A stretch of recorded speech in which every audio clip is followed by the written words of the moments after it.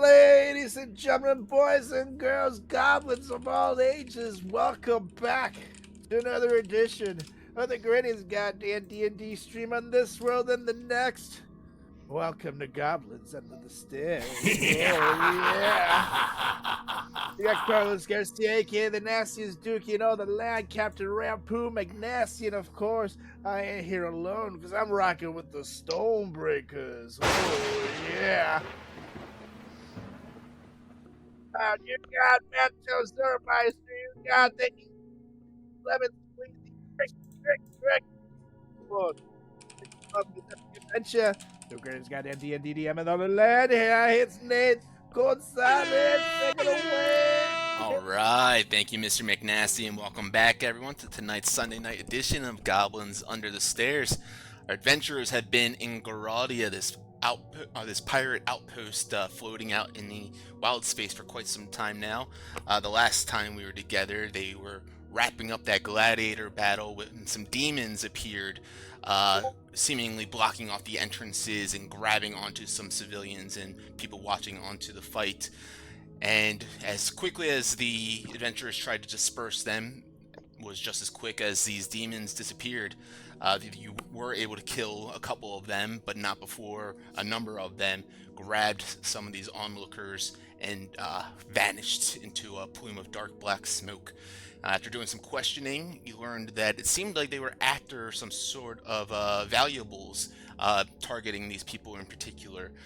And with that information in mind, you guys followed the trail of these people, seemingly realizing that they were connected to Grotz and the cultists that you guys met on the airship prior to arriving to Gradia, as you guys recognized this symbol branded on the back of one of the demons.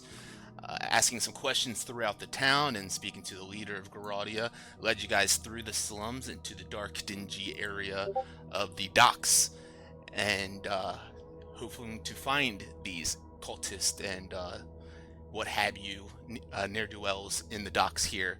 And as you guys are approaching the dock district from the slums, it's eerily quiet, lit only by the dim flicker of lanterns overhead. You see some shadows move out of sight, figures huddled in the dark, and the air is heavy and filled with the scent of rust and decay. You see rows of warehouses that loom around you, some of the doors hanging ajar, blending into the gloom. And there's no bustle here as it's kind of later in the evening, just the silence, as if the whole place is waiting for something. And that is where we'll begin. Can I, for just a little fun and me time, since it seems like we kind of have to sift through these warehouses and whatnot, I would like to cast Arcane Eye, which is a 4th level scale. I can create an invisible, invulnerable eye within range that hovers for a duration. It lasts up to an hour. I mentally receive the visual information from the eye, which can see in every direction, also has dark vision with 30 feet, and as a bonus action I can move the eye in any direction. A solid barrier blocks the eye's movement, but the eye can pass through an opening as small as 1 inch in diameter. So I would like to use that and kind of start sifting through these warehouses and see if there's anything pertinent for me. Alright, so go ahead and cast that Arcane Eye, and this invisible eye appears and you give it direction. And through this eye you're able to receive and see through it and kind of get mental images. And what do you do? I think I'm just looking for, because we're trying to find Vaishar, and he's in this general area as a smuggler. I think I'm looking for a warehouse or just something of people either coming and going. There's some security, and just kind of seeing if this eye can show me anything of ne'er-do-wells up to no good down here. Right, absolutely. And I'm just kind of I'm sort of crouched with 2 fingers over one of my eye because I'm treating it like it's an extended eye, and just kind of sitting down on the ground, just holding my fingers, and I didn't tell these guys anything. How does the rest of the party react right now? I guess I kind of see him kind of seize up, and I immediately just kind of make sure he's central and good. What exactly is going on, buddy? Because I'm assuming he hasn't told anybody that he's doing this. I'm just getting close up to him. No. And I'm just like, I'm trying to find Vaishya, and I feel like this is an area where if we're kind of obvious looking for, we're trying to track this dude down based on that guy at the bar. I feel like this is our best option. So, act natural, and I'm gonna try to suss out where he is, and I'm just... Langston, do you think they might be wearing those white masks that they were wearing on the ship? That is what I'm looking for. Any type of indicator, again, of people up to no good. Or, maybe just an overall warehouse of where we can find the smuggler stuff. Or those white masks in particular. Is there, like... As I'm assuming there's people walking around here. Is there any, like, congregated place? Like, like it's a freeway, right? Where, like, it would be red if we were looking at a traffic jam. Sure, yeah. So you guys are, well, to your first point, there's actually, not many figures around in here. You do see one group kind of huddled together in the dark over by, like, one warehouse, not too far out of range of you all as you guys are beginning to enter into the district here. But yeah, to your point, doesn't, there isn't that many people in here, so if you guys were to start looking around outside of maybe some of these guys are outside already, wouldn't be too unusual.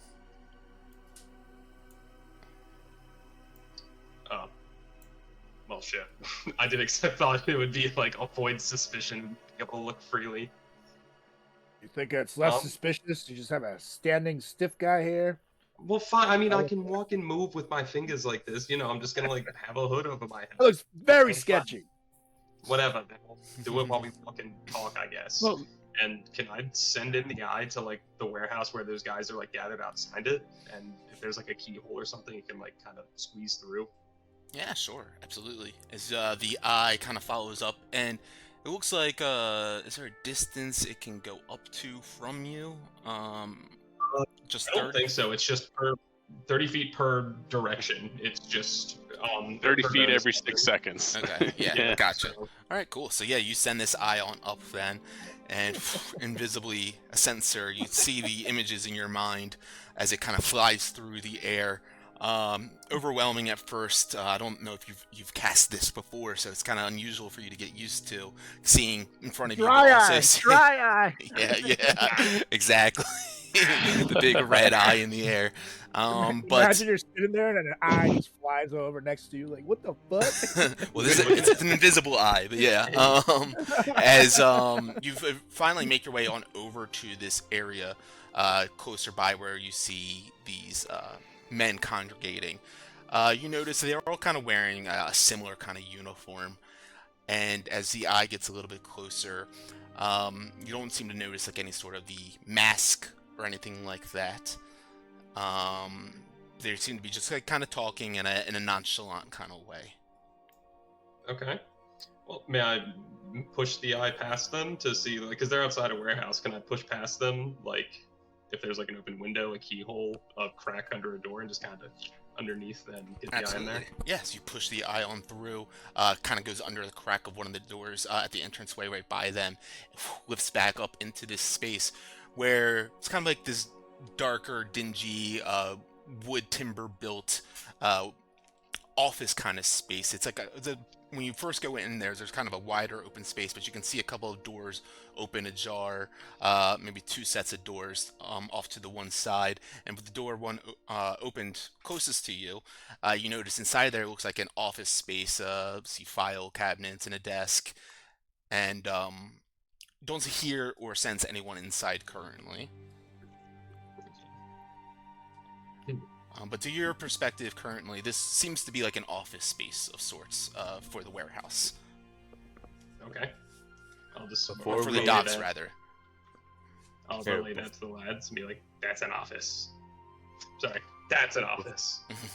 Before we continue here, let me do something real quick. And I would just kind of just like touch everyone. My antennas kind of start going crazy and like spinning around in a circle, almost kind of like a weird satellite.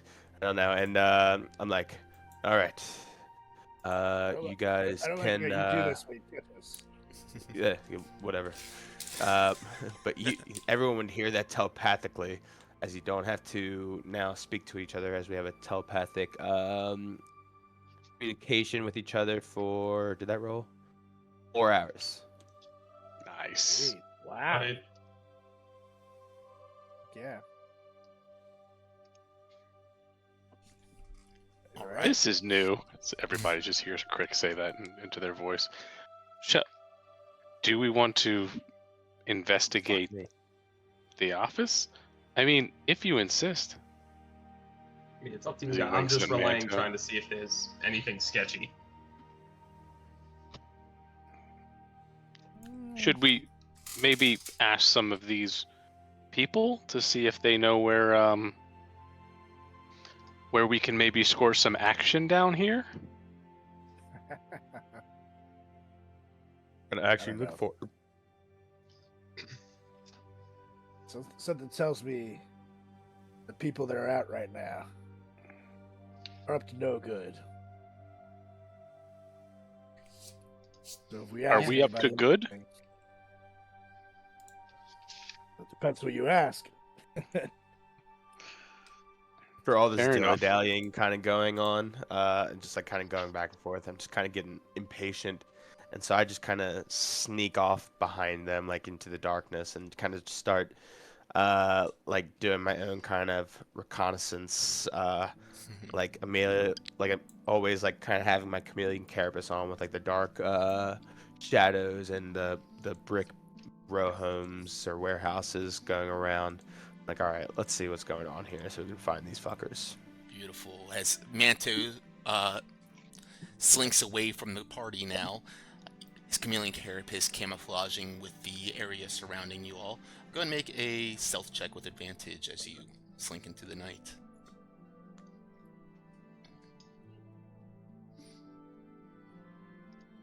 24. 24. As Manto goes unnoticed by both the party and any onlookers, you begin to walk the streets, and what do you do, Manto?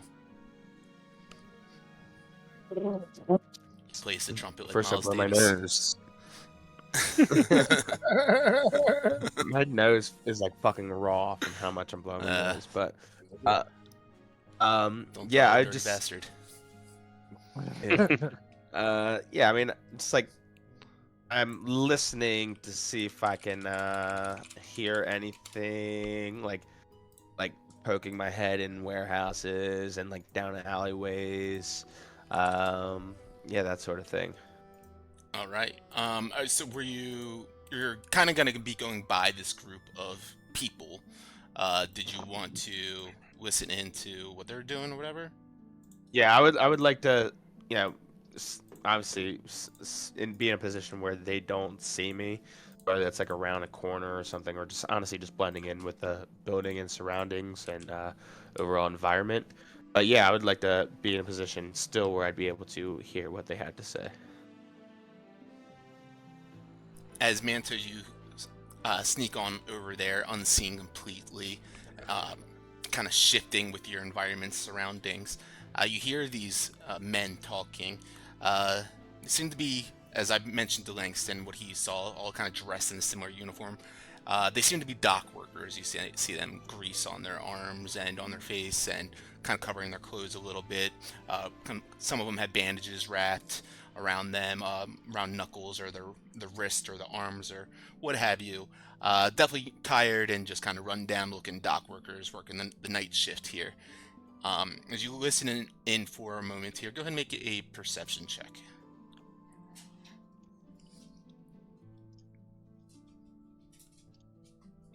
24. Nice. You hear them talking as one of them kind of lights on or smokes on this kind of short stogie, takes a big hit of it, lets out a cough and says, yeah, you know, you need to keep an eye out over there. I saw something happen over by Seth's warehouse the other night. I don't know, some figures, some people I've never seen over there, and I went over there and started asking questions, and they gave me this look of like, hey, don't ask no questions and won't leave no problems. And so I understand sometimes we gotta look, a blind eye and just kind of turn the other way at situations, but takes another big hit. Something ain't sitting right with me with those fellas. Hear another one talking. Well, have you seen Seth? Did you try talking to him? So turns back. Nah. Haven't seen Seth at all. That's the thing. He's out there greeting people. Something strange going on over there. But I ain't figuring it out. Trust me. They gave me a look of, if I fuck with them, they're gonna fuck with me to the death. Not worth it. Not for this pay. Throws out the stogie and they begin to walk back inside. Ooh. I would when they kind of finish the conversation and I like would see them beginning to walk in, Mhm. I would like kind of scurry behind them and like, excuse me. They would hear their voices. Can I help you? Kind of tightens himself up. Yes, hi. So sorry. I'm not too familiar with this area here.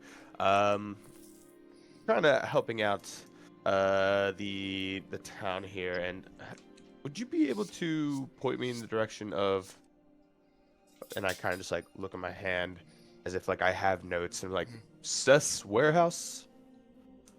Seth? You mean Seth? Yeah, potato tomato. Maybe I just kind of and I'm like, oh yeah. Sorry, I had it written. Kind of Like looks that. at the other guys.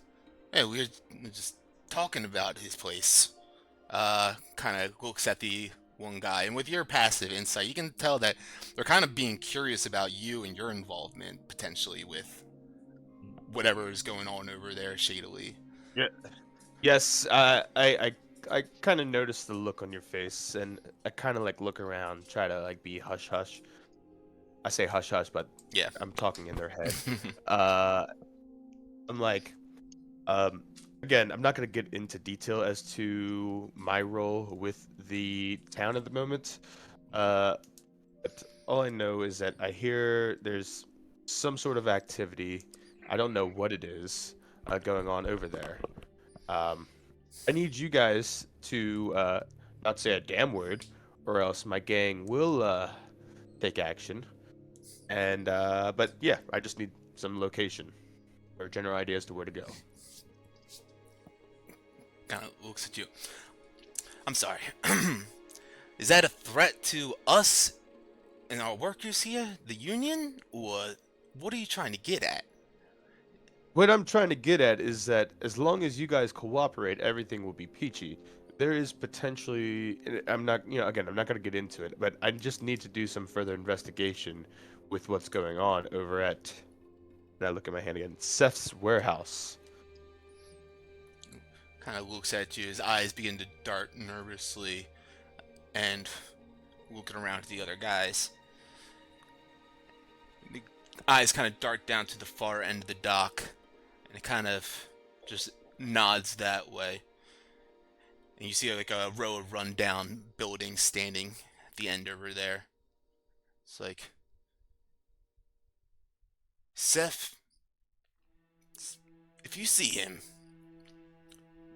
send him our kindest regards, and you be careful over there. I'm not sure what's happening, but I tell you what, some strange, shady business happening at these docks, and, well, I don't get paid enough to deal with it, so you guys have fun, you and your gang. Yeah, I was kind of concerned that there might be some shadiness going on over there. I didn't know the extent of which you guys knew, if you knew anything at all.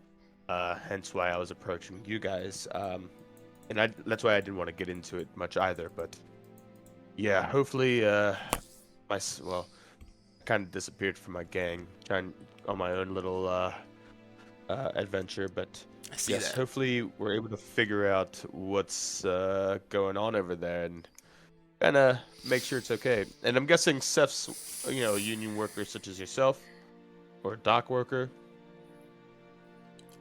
Seth, he's got his own business going on, imports, exports, what have you. Mostly, grains and things like that. Understood. Well, I'm sure he'll stick out from the other people that are, what I hear, hanging out at Seth's warehouse. So, I will make sure to look out for him as well. Make sure he's doing okay, and I'll send you guys' regards. But thanks for the information. That kind of saves me some time. Before you go, just a little heed the warning to you and your gang. They got a hell of a mutt out there watching the door. They try to, they're holding them back as they talk to me about, I was trying to figure out what happened to Seth, and that thing was chomping at the bit. Fire in its eyes, I swear it. How big are we talking? It's bigger than, kind of puts out his hand. Yeah. Like lifts it up to the ground, maybe like almost 4 feet, 3.5 feet off the ground. It's a big motherfucker. It's a large mutt. Noted. We'll keep out for that. And again, thanks for the information. Hopefully, I can keep you guys safe and keep the area safe and bring back some good news. Please do. And you be safe out there. And he begins to go back into the doors and closes it on up. It's like, who the fuck was that bug guy out there? What the fuck? You hear with your amazing passive perception. They would hear, my name is Manto, and I'm already gone. Yeah, they look out the window and nothing. And in this time, Crick, Rampu, Langston, what are you guys taking care of? So, I want to try to get a bird's eye view of the docks just to see if I can notice anything. So, I'm going to quietly summon Jake the Drake Roberts' brother. And he'll come on down, and I'll whisper to him, take to the skies. Let me know what you see. And then he's going to go do a flyover over the docks just to see if there's anything sketchy over there, type situation. Right. Jake flies on up. And Manto, I guess this is happening at the same time, I'll say. So Right. Jake flies on up into the air and begins to go deeper into the dock district, kind of blending in as much as he can. As he flies on, go ahead and make a perception check as he looks on to the dock areas, the warehouse. Did you drop him in here? Yeah, I will. Let me. I'm on a different scene than you guys currently. I gotta switch it over to that. That scares me. Yeah, I don't like that. Boom. There we go. There he is. Hello, buddy. All right. Jake's fire wings flap to the air silently. You said perception? Yes, please. What would that be on Wisdom. his? Wisdom, okay. A 9. 9. All right. He looks on down. As I mentioned prior, just a couple of lanterns floating, hanging on lines are illuminating the way over here. And as he looks down, he sees a lot of warehouses kind of leaning up against each other. But Jake, being a dragon or a drake, one with a hunger for certain flesh, notices kind of curled up in a ball by the front of a warehouse building. Looks like a puppy to him. Mm-hmm. Now, does this look like a 4-foot puppy? From where Jake's at, flying up in the air, it's hard for him to tell. Okay. He's 100 feet in the air, and it's still the size of a puppy. Is a good gun. It's some Well, perspective. Mm-hmm. So he flies. Once I know that he has a nice visual, he would come down and communicate that to me. So I would let the crew know. Can't see much, but there is a house over there, building that's being guarded by a dog or puppy. He can't really tell, but if something's being guarded, it must be important.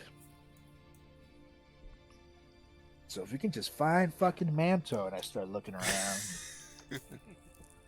Manto, where'd you go? And I say that in my brain. Yeah, I'd be mid conversation with the union worker, and I'm like, God damn it, not now.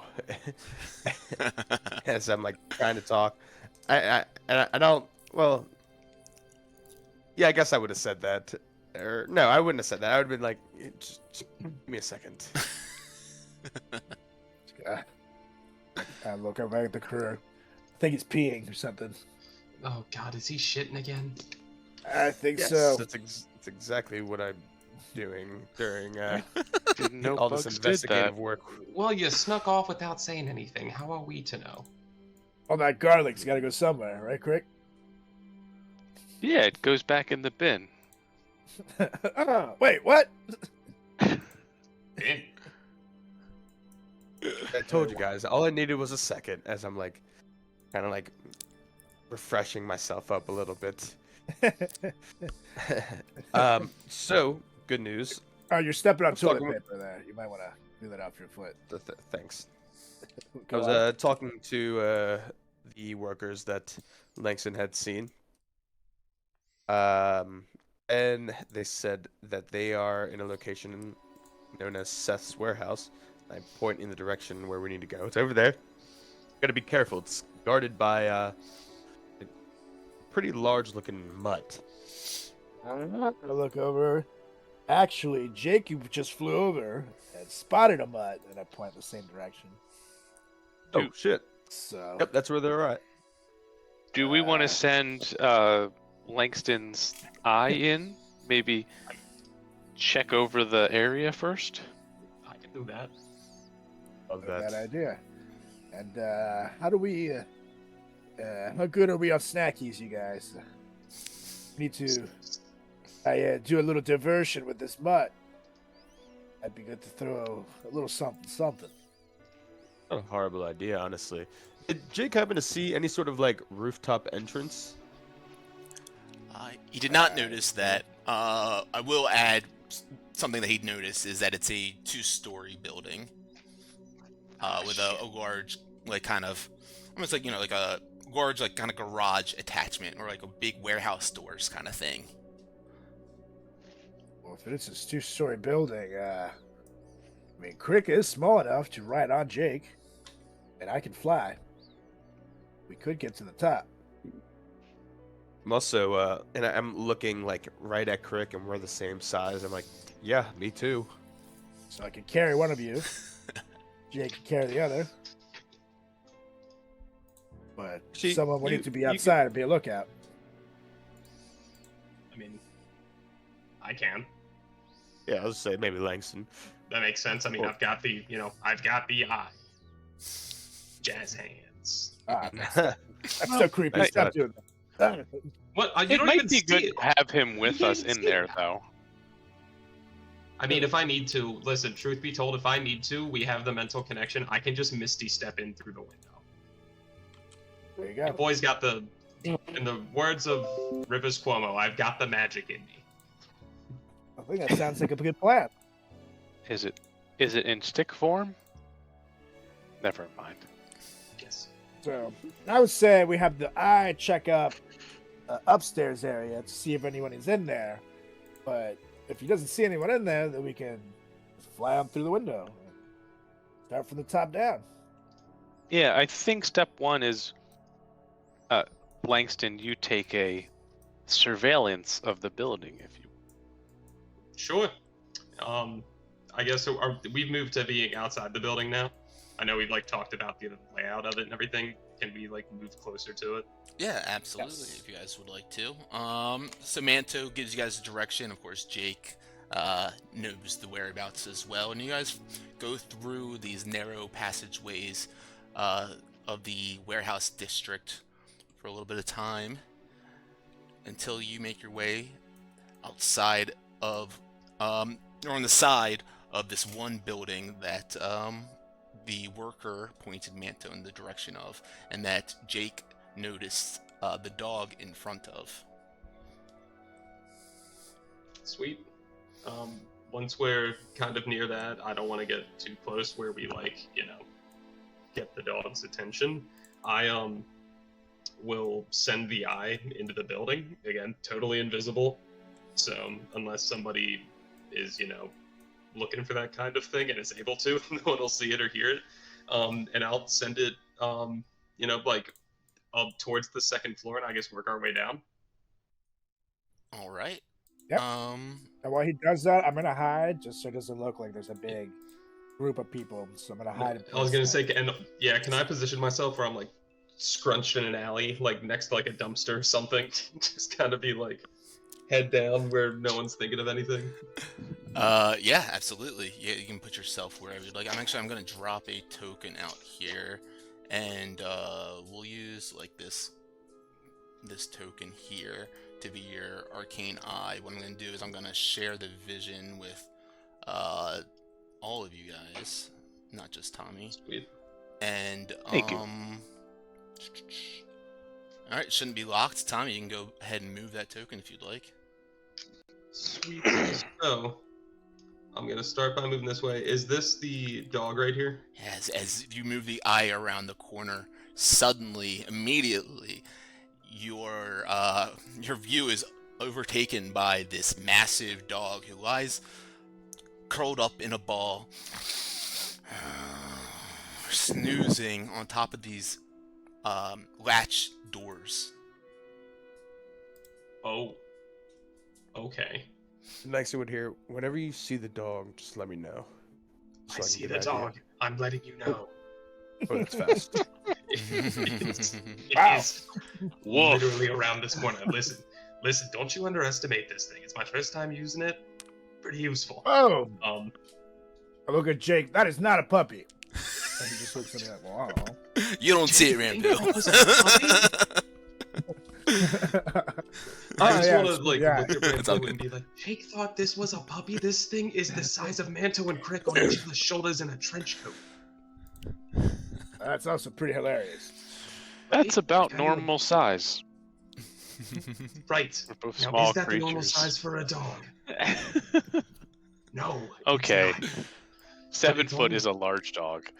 It's on some like latch doors that I imagine lead somewhere else. I'm gonna see if I can do some surveillance around it. And I will send this thing kind of past it, I guess. Absolutely. As you begin to move on past, first, as you're getting past this general area, you notice right down to the south here is a massive, one of those like top-down garage, like metal-style doors, maybe about 15 Okay. feet tall in size, and like maybe just as wide. Okay. Are there any openings? By any chance, was it left slightly ajar? That is least in it. completely shut right there. But yeah, Gotta ask. of course. Okay.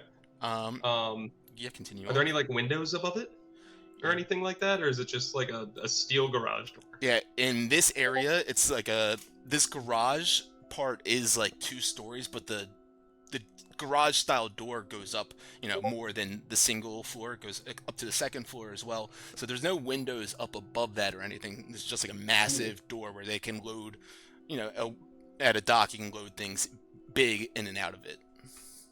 Okay, 2-story garage. Good for them. They're living the life in this economy. Could never be me. Cool. So I'll relay that mentally to everyone else and just kind of be like, there is a large garage door as soon as you're around this corner. I don't know what's in there, but it's there. So, chew on that, and I will keep on moving my eye right along. The invisible eye keeps on moving along to the front of the building. You notice there is a set of double doors here, and one of the doors does happen to be slightly ajar. Oh. I say in my most villainous or secret agent spy voice, in everyone's head they just hear, "We're in." And then the eye just will go right in through the door that's left open. Beautiful. As the eye slides on into this door, you notice shelves upon shelves inside of this tall warehouse, where up above there is a walkway where you see two of these masked cultists walking across it, kind of keeping an eye and surveilling the situation. As the eye moves on in further, you see more of these horned, white masked cultists looking at supplies on shelves, pulling off crates, and just kind of looking like they're generally ransacking the place here. Oh, okay. Like they aren't acting like they're workers. They are full on like stealing from this facility. It appears that way to you. Okay. I will pass that along to the rest of the Stormbreakers real quick, and then can I just have the eye, like, before we make a move, can I inspect the shelves and see, like, what type of items are on the shelves? What I know the dudes mentioned, like, imports, exports, things like grains and whatnot, but can I just see, like, is that just a cover? Are these boxes labeled? What types of stuff this boy got in his warehouse? Absolutely. Go ahead and make a perception check as you do this. Sure. Boy. 24. 24. All right. As you are kind of looking around in here, as I mentioned, these guys are kind of like pulling one crate off the shelf and starting to pull things out. Some things get tossed over their shoulders, some things get put back on the shelf.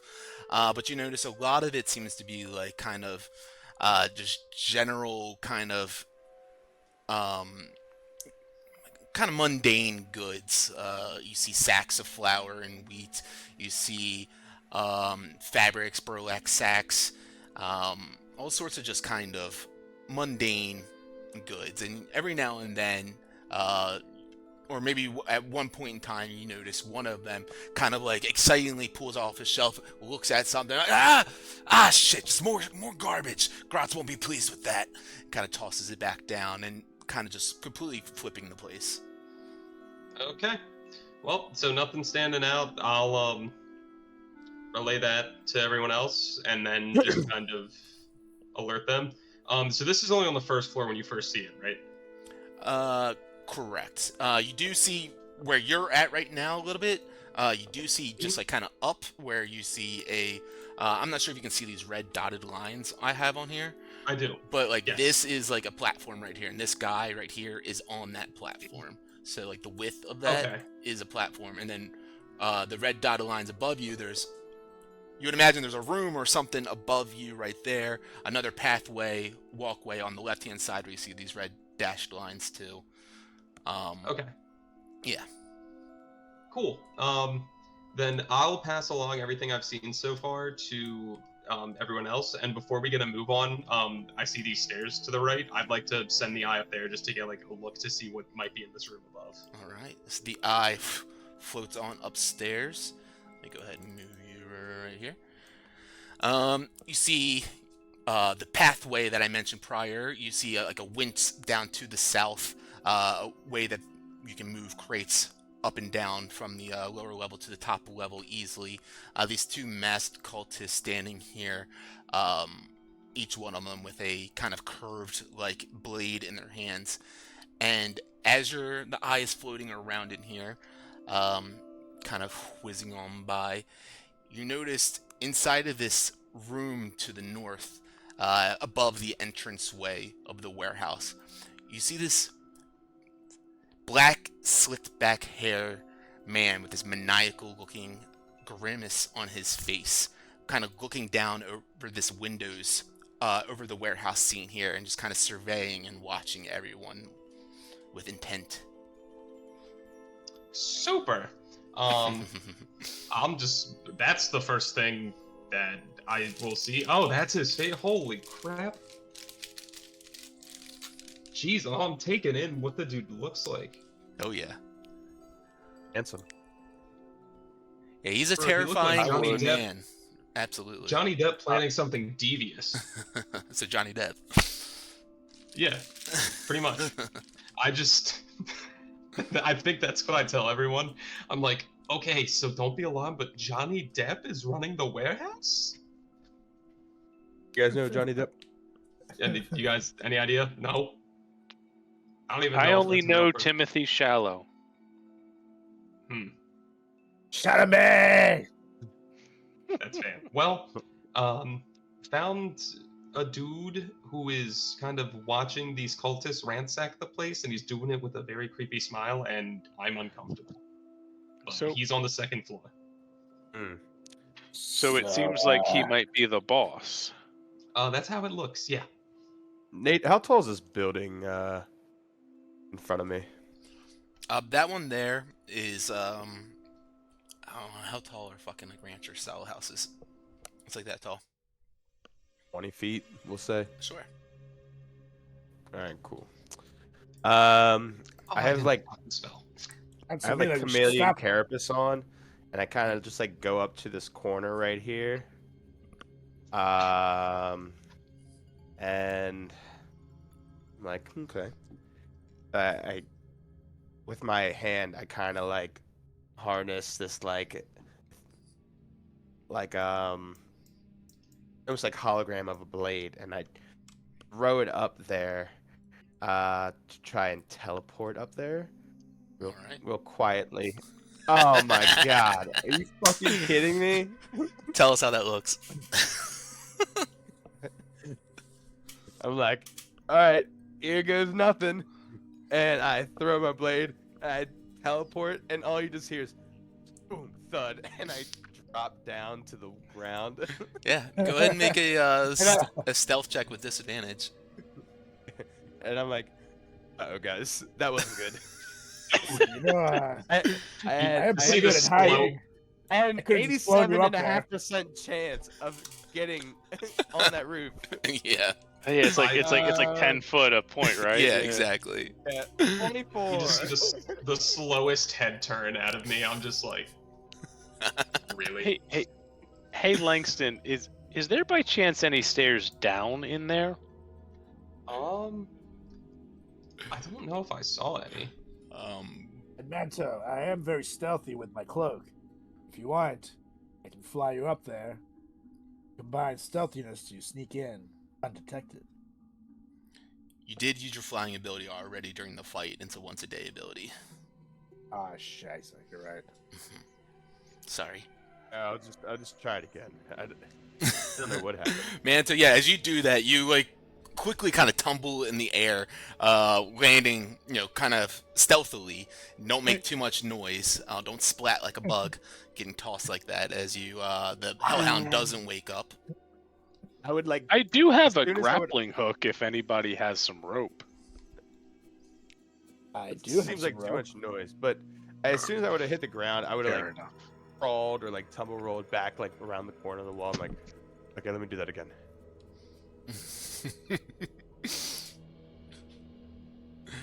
Manto you. resettles himself and throws it on up there and easily makes it onto the roof now. As you're on up here, you don't notice any windows or anything like that from on this side where you're at. There is you could get onto the roof, but it's another pitched roof like these others that you're standing on currently. How much? So it'd be like another 20 feet. Yeah, it'd be about that. Okay. And would that be the roof of this entire building? Correct. Okay. How far does this roof go? What do you mean? Like, does it go further north? Oh yeah, a little bit. I don't have image of that, but yeah, it does. Okay.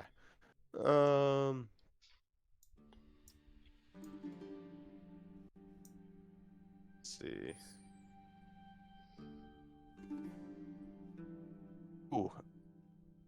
It would take one of my ball bearings. I mean, to use the ball bearing, you need to use, I mean, unless you're using it a different way, but it's supposed to be the whole sack. No, yeah, it's really just like a tournament, All right. and I just like I take a ball bearing, and I'm like, okay, and I throw it right there so that it rolls along, like all the way. Because I imagine this is like cobblestone, so like I imagine it's just gonna keep bouncing and like rolling like across. There's really no friction. All right. Go ahead and make a acrobatics check. It's actually like the definition of friction when there's like dots. But... Yeah, exactly. Oh, that's 20. Friction my ass. You No friction. as you throw this ball bearing, I didn't like those fortress words, I guess. it lands on the metal framing of the double doors, the cellar doors. Ping! Ping! It hits it with a pinging kind of sound and bounces off of it, kind of ricocheting. Immediately, the hound pounces on up, growling. You see this black plume of smoke coming out of its mouth. It immediately starts to trail behind this ball bearing as it follows it down the street, just at an alarming speed. Yeah, as soon as I see that, I jump down and run to check out this door right here. Okay. You jump on down, and you guys see Manto jump down. Does anyone else do anything right now? I guess we move. Moving time. I go out and like whatever path the animal went, I kind of get between that path and Manto. Okay. Not going too far out, like staying close. Sure. So you turn the corner, you see Manto by the cellar doors here, and you also see the entrance, the double door entrance right there, and you kind of position yourself between the two. All right. Yeah. I'm gonna head on over as well by Craig, but I'm gonna hide as soon as I get there in plain sight.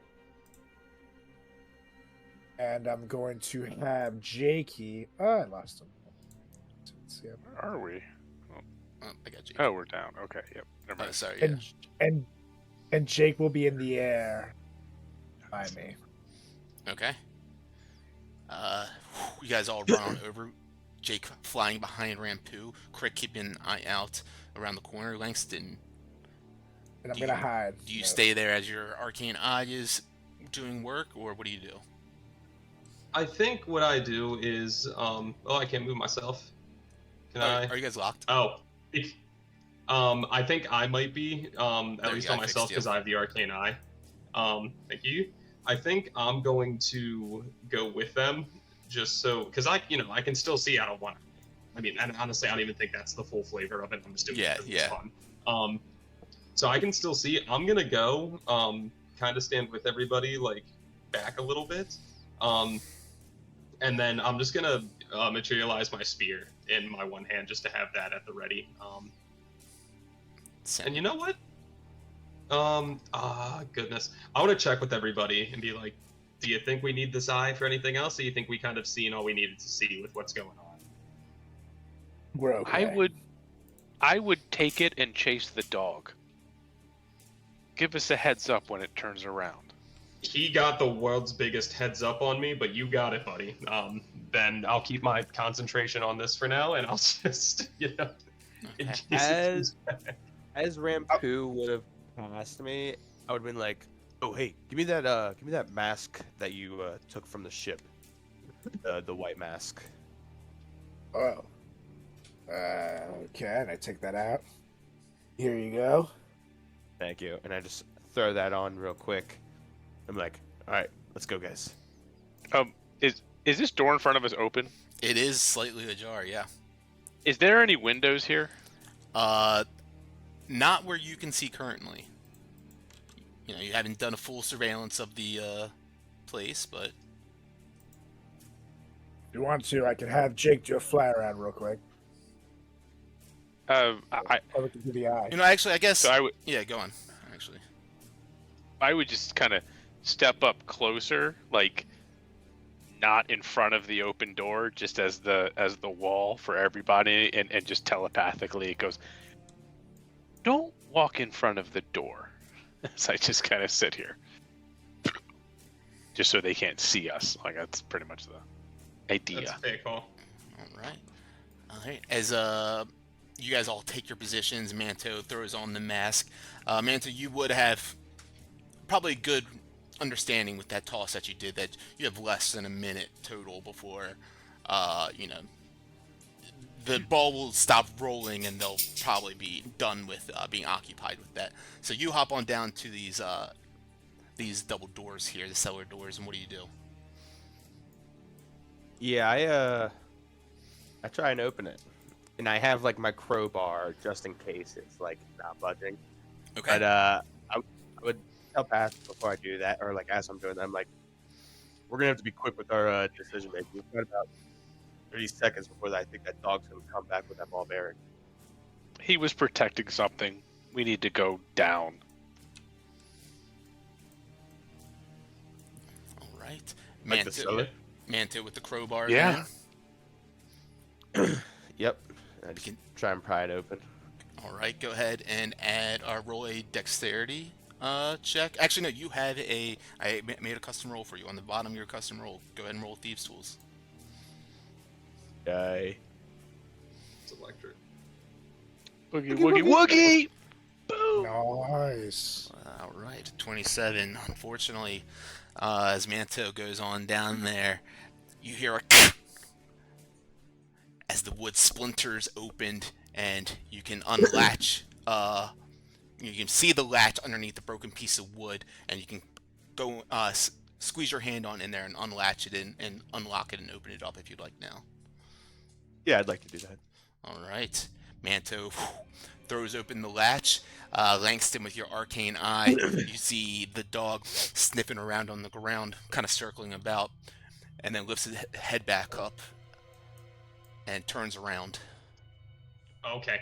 I'll relay that and be like, hey, doggo's coming back. We gotta move now. If we're getting in this thing, we gotta move in, shut the doors behind us. Let's go down. Ready.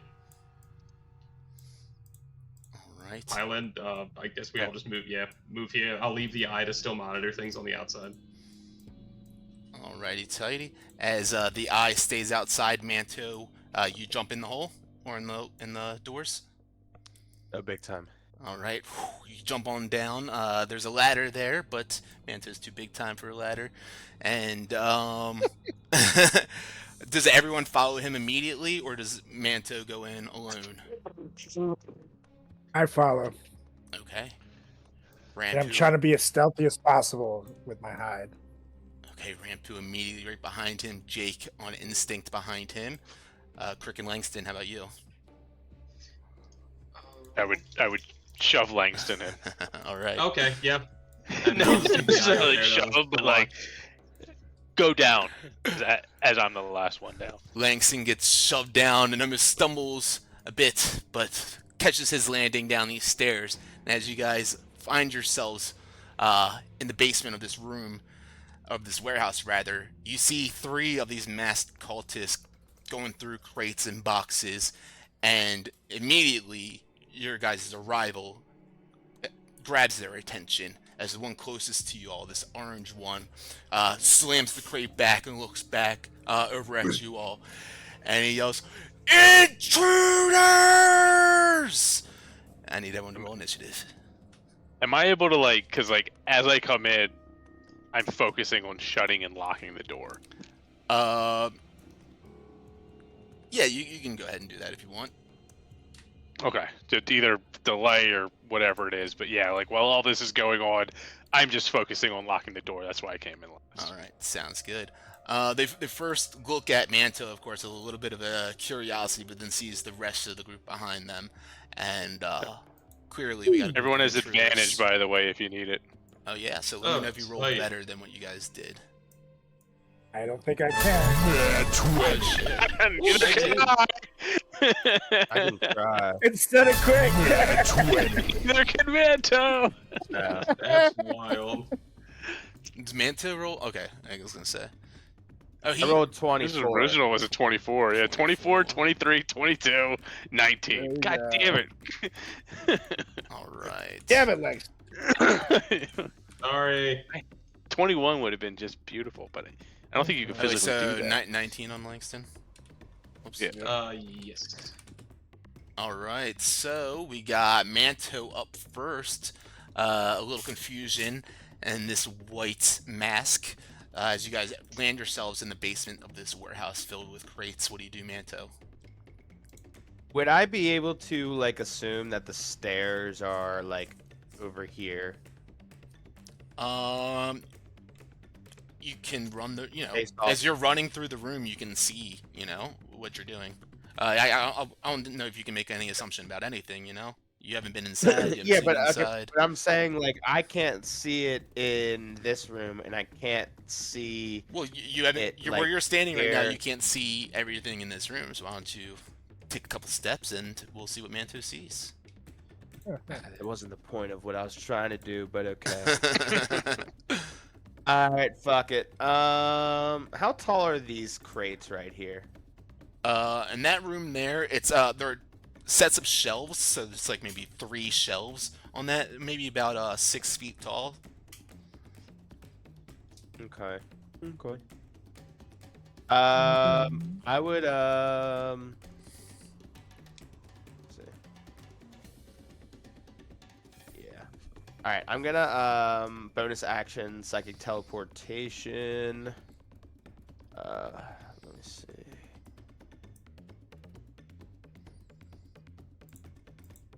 Yeah, roll. I don't see a roll. There we go. 8. There we go. 8. All right. And so, does it have to be in a straight line? Does it say? Throw a blade in an unoccupied. Oh, I guess in an unoccupied space. Okay. I would throw a blade like right here. Okay. And grab him. There. And then I would just tuck away into this corner. Okay. As you tuck away into this corner over here, you see the walls lined with more racks of supplies, crates, what have you. Damn it. No stairs. Okay. I pop back out, and that's like all of my movement. And I just see purple dude. And I'm going to throw a psychic blade at him. Okay. 17? That'll hit. Yeah.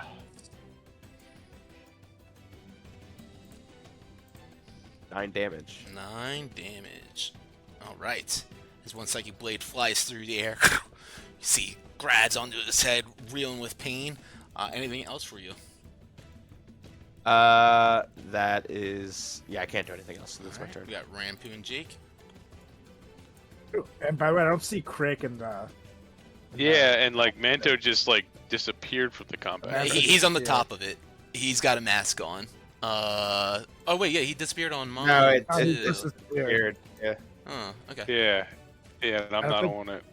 Yeah, I think he rolled a nat 22, so he should be right after me. But anyways, Yeah. Let's see. Remove from combat tracker. Yeah, weird.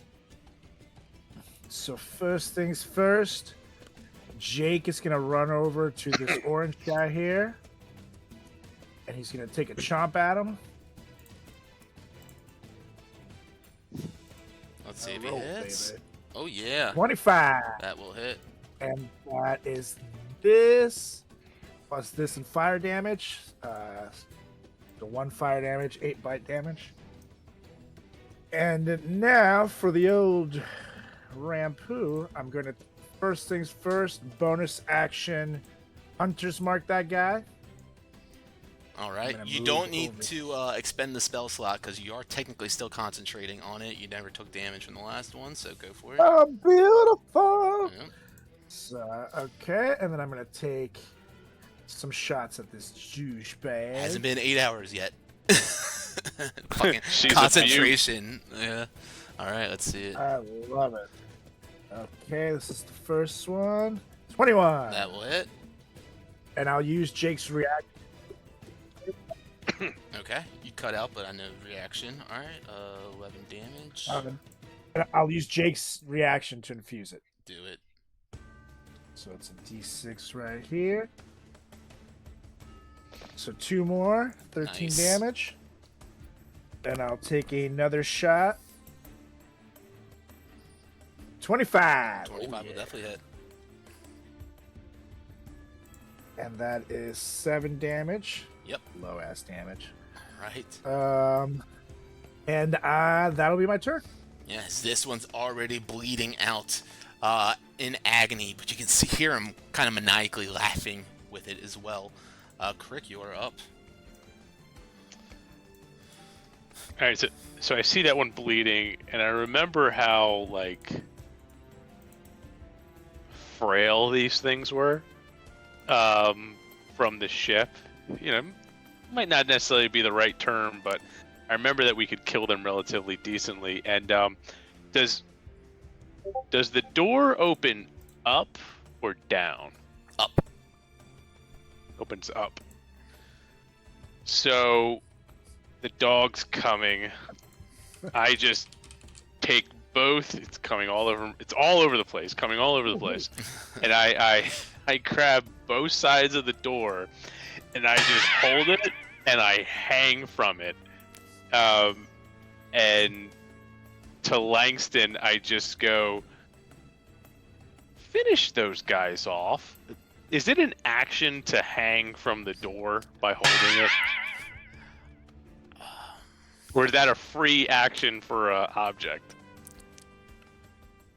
See, there's an intent behind it, though. It's just kind of thing. I'll let it be a free action, though. All right. Then as I say to Langton, finish those little guys off. He just sees 3 little nanobots come off my shoulders and beam right over to the guy that was just bloodied as I cast Magic Missile. Yep. So 1, 2, 3. Oof. One after another, these kind of bioluminescent nanobots fly off of Crick and explode on impact on this cultist right in front of Jake. And this guy is wobbling now, back and forth. He's looking hurt. Anything else for you, Crick? I'm just hanging all of my weight on the 2 doors, keeping them shut. All right, love it. Up next. Hodor. Yeah, exactly. Exactly. Up next, let's see, the Hound. Nothing quite yet from him. And Langston, you are up. For the record, if the Hound comes down like another side door, I'm gonna be pissed. For the record, And you the doggy door. you didn't look everywhere, so you piss at yourself. So, for one thing I want to do, I still have my Arcane Eye up and active. Can I just use it to kind of like track anybody else who's coming to the door to just, give Crick information as it happens? Yeah, the cellar door. Yeah. The most beautiful word in the English language. Yeah. Cellar door. And then what I will do for my turn is I will move 10 feet into the room, maybe 15 feet so I can see everything. And then I think what I'm going to do is... So, hold on, did you just move the eye right now? If so, that is a bonus action to do. Yes. Just so you know. Okay, that's fine, yeah. Okay. Yep, I'll move it as my bonus action, just so I can get a full visual of the door, because I couldn't earlier. This way I can still kind of monitor the open door and the cellar door. And then for my action... Bucket... Hold on, it's anybody... Let me see something. Yeah, you know what? Fuck it. Crick said to get him, I'm gonna get him. I'll do a Scorching Ray at 1 ray for each of these guys down here. We'll go for the one that's bloodied, and then the 2 that are maroon and purple. So let me roll for that real quick. We'll go for one that's bloodied first. Oh, that's Guiding Bolt, but it's the same thing. So sorry. Fine. So that's 1, 20. Hits. Second one, 21. That hits. Third one, 24. There we go. Langston all above a 20. All them hit. Woo. What is this? First one takes 8 damage. I know I never roll above 5 to start, and I His I've been robes on it engulf tonight. in flames. He just kind of swirls around there in ecstasy as he screams, "Yes! Take me in flames!" Okay. He falls down on Yep. his knees. "Yes!" As he lets out I- the scream and he collapses onto the ground. As soon as I launched, I was like, "Oh, these guys get an absolute kick out of this." I forgot they get off to dying. Okay. It's not as fun to kill them when they like it. I know it really takes away from it. Second one will take 9 damage, and then third one will take a whopping 4. Awesome. As the rest of this scorching rays fire off, finding purchase on the rest of these cultists down here. Not doing too much damage on the one, but he's already looking kind of hurt. Anything else for you, Langston? Note the eye is monitoring the outside. I think that'll do it. Just as things are happening, I'm just telling Crick, I'm like, okay, the cat is almost back at the doors, and also I'm having the eye keep an eye out on the big bad smiley guy. So, be ready for that outside. And then Langston sees these like stairs right here and is like, or inside. Oh boy, okay. Indeed, you do see these stairs that go and extend on up to the upstairs, of course. Anything else for you, Langston? That's all I got. All right, this maroon one yells down to the guy, the purple one, "Get the bug guy at the bottom. I'll take care of them." And you see he pulls out a dagger, a curved dagger, and he begins to walk closer to the party over here. And he sees Crick dangling from the cellar doors, and he looks at him kind of like he's crazy, and with the dagger extended out, he kind of just takes his other hand and starts to work some somatic invocations as you feel your body begin to feel squeezed, Crick, tightened and held, as I need you to make a wisdom saving throw. Wisdom.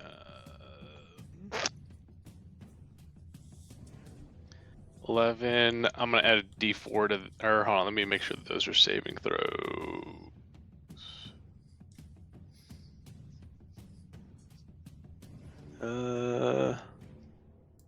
Flash of Genius is a straight +3. That's not gonna be enough.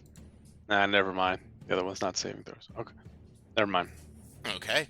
It is As what it is. you feel this arcane energy begin to bind you, you feel yourself held tight as the hold person spell is being cast on you. You're paralyzed, and so instantly your fingers let go of grasp of the cellar door as you collapse down to the ground, prone, but no damage, and paralyzed. You can make the saving throw again at, let me double check that, at the end of your next turn. Alright. So he kind of looks over, and Crick has completely fallen off the cellar door there. The purple one now goes up to Manto with his curved dagger, and, whoops, deleted him from the combat tracker. And, why won't I open a stat block? There we go. And with his blade out, goes and tries to take a slash at him. A 22 to hit. Yep. And I'll uncanny dodge that. Okay, you will take 3 slashing plus 4 necrotic. Wow, whoa! So 3 points of damage total. Yeah. Nice. That was a D8 plus 2 and 2D6. All right. After Manto kind of avoids most of that attack through his nimbleness, it is your turn. You hear upstairs footsteps. Sounds like a stampede. It is your turn. Okay.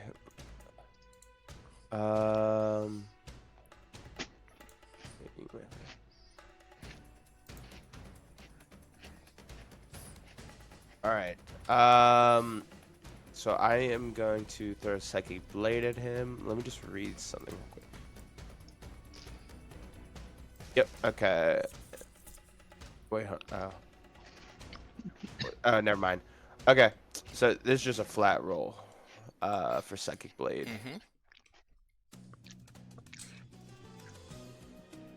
11. Will that hit? No, an 11 will not hit. Okay. I'll use my inspiration on that. Okay. Let's see. Yeah, 23 will hit. Yeah, all right. A little bit better than 11. Yep, 5 points of damage. And then bonus action, Psychic Blade. And this one will be with advantage. That's right. 25. That will hit. Beautiful. And then so there's 8 damage, which then gives me sneak attack. And oh yeah. Oh my god. Oh, baby, oh boy. Jesus. So that's 39 points of damage on this turn. Yeah. As Manta just ducks and nimbly bimbly just double slashes into this cultist here, take him down swiftly and with ease. I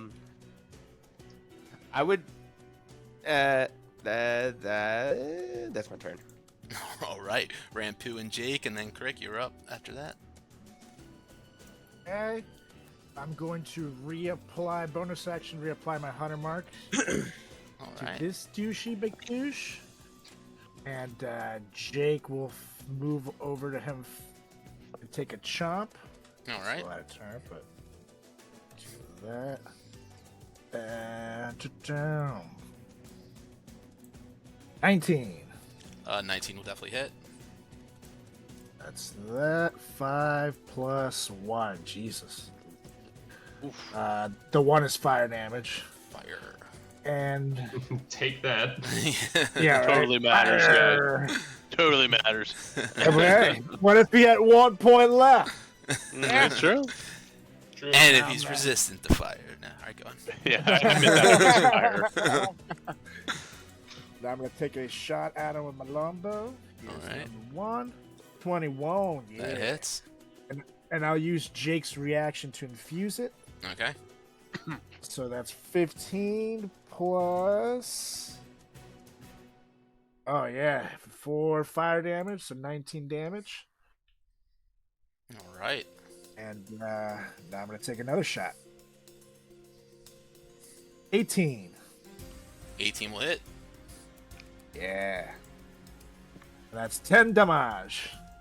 And with Rampu's last shot, flies across the room down here, kills him instantly, collapses onto the ground, and you guys are down here without any enemies currently, but Crick paralyzed on the ground, hearing the stampede of footsteps, or yeah, you did fail, yeah, the stampede of footsteps up above, seemingly like more enemies are quickly making their way. Anything else for you for right now, Rampu? We're gonna stay in initiative. For right now, no, I'm out of actions. So All right. But I disappeared from the initiative tracker for some reason. Yeah, weird. I will re-add you. And Langston, use your arcane eye at the top outside right now. You see a ferocious face of a hellhound barreling towards the front of the warehouse. It's pluming this noxious kind of red and black sulfuric smoke out of its mouth as it pummels right by the arcane eye and makes its way to the stairs. It begins to feverishly scratch at the wood on the latch doors of the stairs there. Let's see if I can do something. It takes a step back. You watch this with your arcane eye, and following that sulfur kind of breath comes this fiery breath, and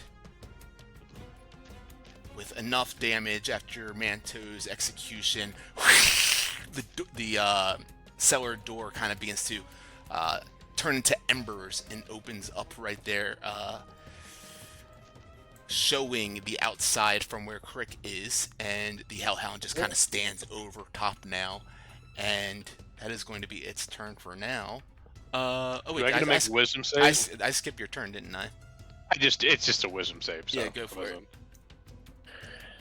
There you go. You are good. Crick begins to awaken as you see up above you this ferocious That's what I hellhound. call this. Yes, exactly. Ha! I guess I'm still Frick, what- prone technically, right? Technically, Frick, you are. I Yep. have news for you, and you're not gonna like it. Yeah, I'm just laying down. And, huh. Incredible. Langston, you are up. Cool. So the spell Hold Person. If I were to, since it's already in effect, if I were to dispel magic, oh, did Crick save or Crick is he saved. still... He's good. Oh, I'm up. okay. Cool. I just wanted to make sure. Well then, with that shit, just like Crick, newsflash, buddy, the dog got in. And I think what I'm Technically, going it's to- right there. You know what? Point You're out. right. What would be fun? There's so many different things I can do. I'm trying to think about what would be best. Hold on. Any magical darkness, spell the addition of each creature of your choice. Would Channel Divinity with like if I do Radiance of the Dawn, would that be able to get the people above us since they're enemies and it's just like a light within 30 feet? I think it does go through walls and stuff. Tight. Let's It doesn't say anything that it doesn't, but I the wanted Divine your Spark ruling on ability? that. Radiance of the Dawn. Oh, Radiance of the Dawn. Okay, I was looking at that. Let's see. Present holy symbol. Send it to the and then game the log. flash. Yeah. Send to game log. There we go. It's finally show me that button again because I Right. didn't see it before. There we So go. you present your holy symbol, expending use of channel divinity, emit a flash of light and 30 any magical darkness, additionally creature of your choice in that area. So yeah, that light wouldn't go through walls because that makes sense, right? Like a light wouldn't go through a Yeah. wall. So yeah, that it would not go through walls. Yeah, unfortunately. That checks out. Then that's all good. That's what I wanted to see and make sure of. Then I think what I'm going to do. Let me read a spell real quick. So this could be either really fun or really stupid. Hold on. Reading.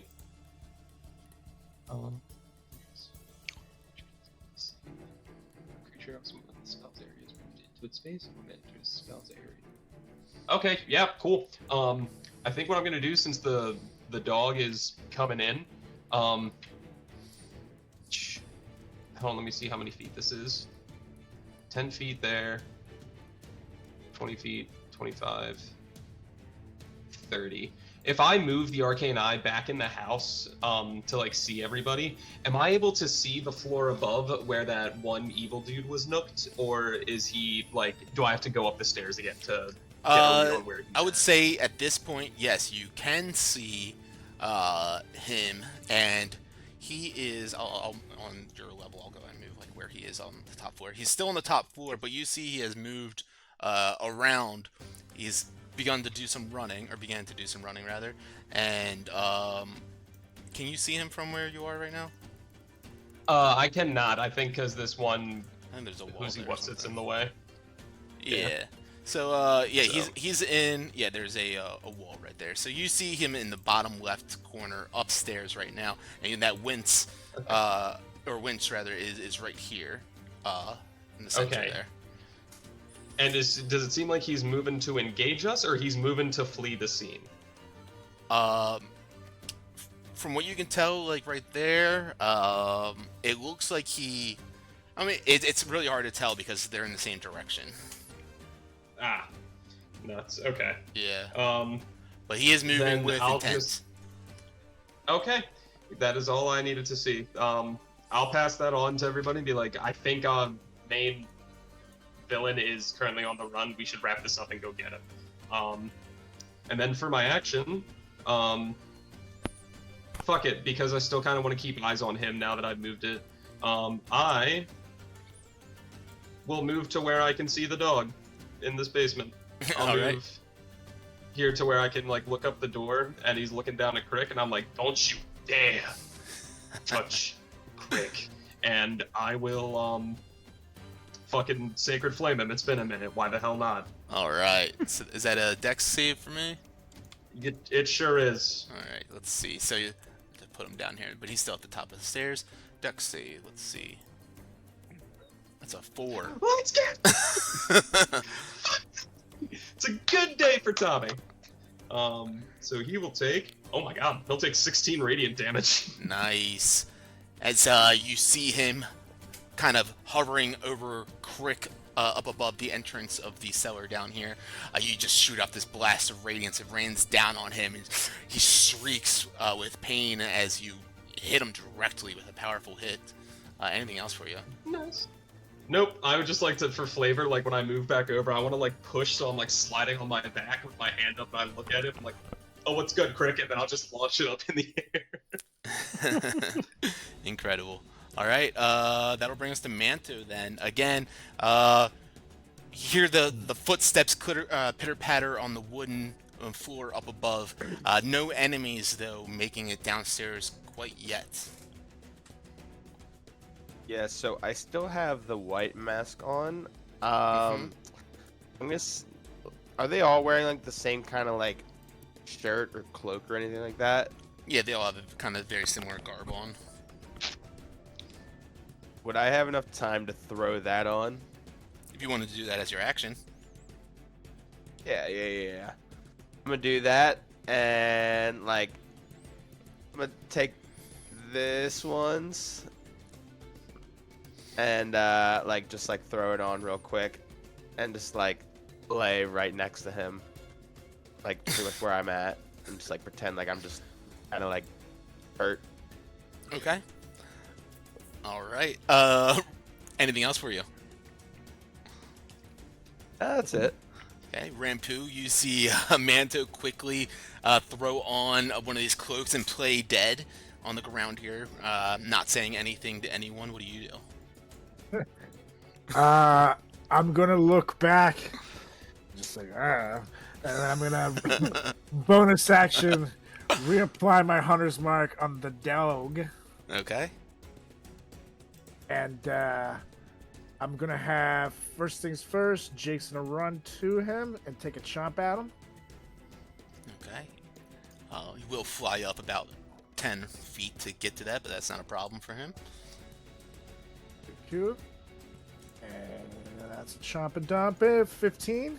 A 15 will hit. Yeah. God, that's a 6 plus 6, 12 damage, and 6 minute fire. Nice. As the fire energy begins to permeate, you notice, of course, this creature made of pure hell essence, fire and brimstone, seems not affected by that. My God. Okay.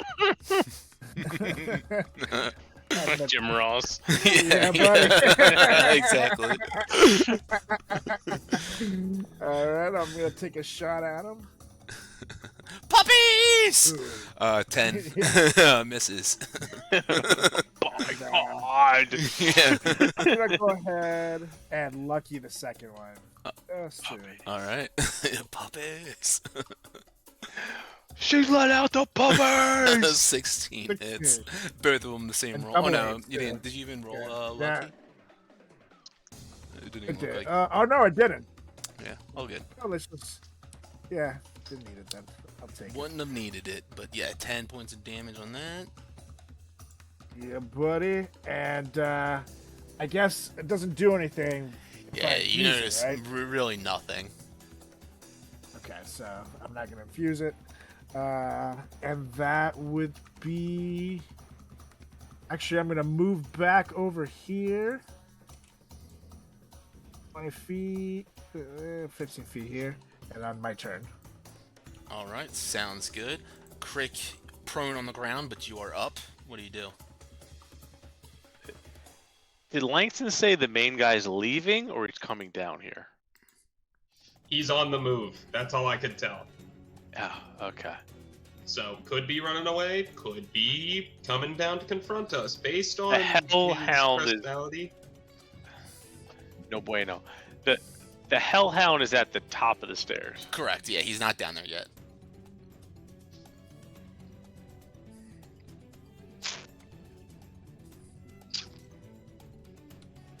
All right. I am going to And you're close, right? Aye. We're gonna try something interesting. So, you guys see. Typically, I've always done this with you guys, but you're gonna see a little scarab kind of crawl off my back and go and run at the Hellhound. I'm gonna try to cast Vortex Warp on the Hellhound. So I need a 15 con save. All right, pulling them down. Or you? No. Okay, let's see. 6. 120 feet straight up above the hole, and I back up.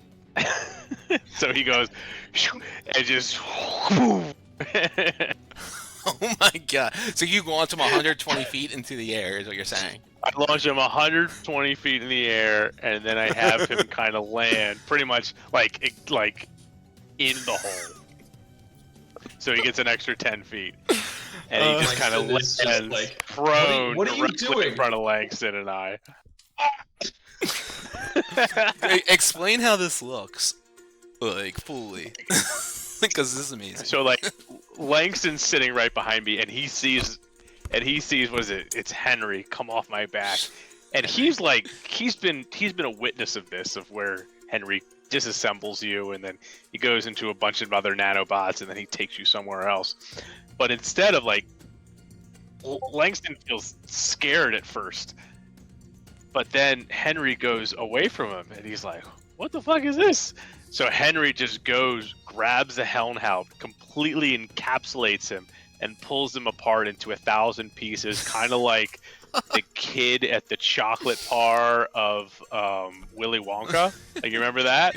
And he just disperses him into the sky, and it just goes up, and like, you know, there's like passerbys walking up, and it's kind of like a hypnotic pattern. Like, oh, that's cool. It doesn't quite get him, and then he just re-embraces himself 120 feet above the area, so it's technically 120 feet plus whatever the drop is, and he just falls right back. And as he's coming down, you see Crick just kind of like put his hand back to Langston. He's like, we should back up a little. Yeah, you think, buddy? You just. Oh my god! A heads up would have been stellar. Alright. Go ahead and make Arcana check, because technically you need to put them in an unoccupied space, which is like a grid space, but if you can roll enough high enough Arcana, I'll let it slide. Oh, a grid space. Yeah. That's not cool. But go Alright, ahead and, alright. Fucking nat 1. I'm gonna use Heroic Inspirational. do it. Oh no! Yeah, you explained it all. I'm sorry. This is incredible. Damn it. No, you look. Wow. We're gonna let this one slide. Thank you. This is hilarious. 2 points in a row. That's unnecessary.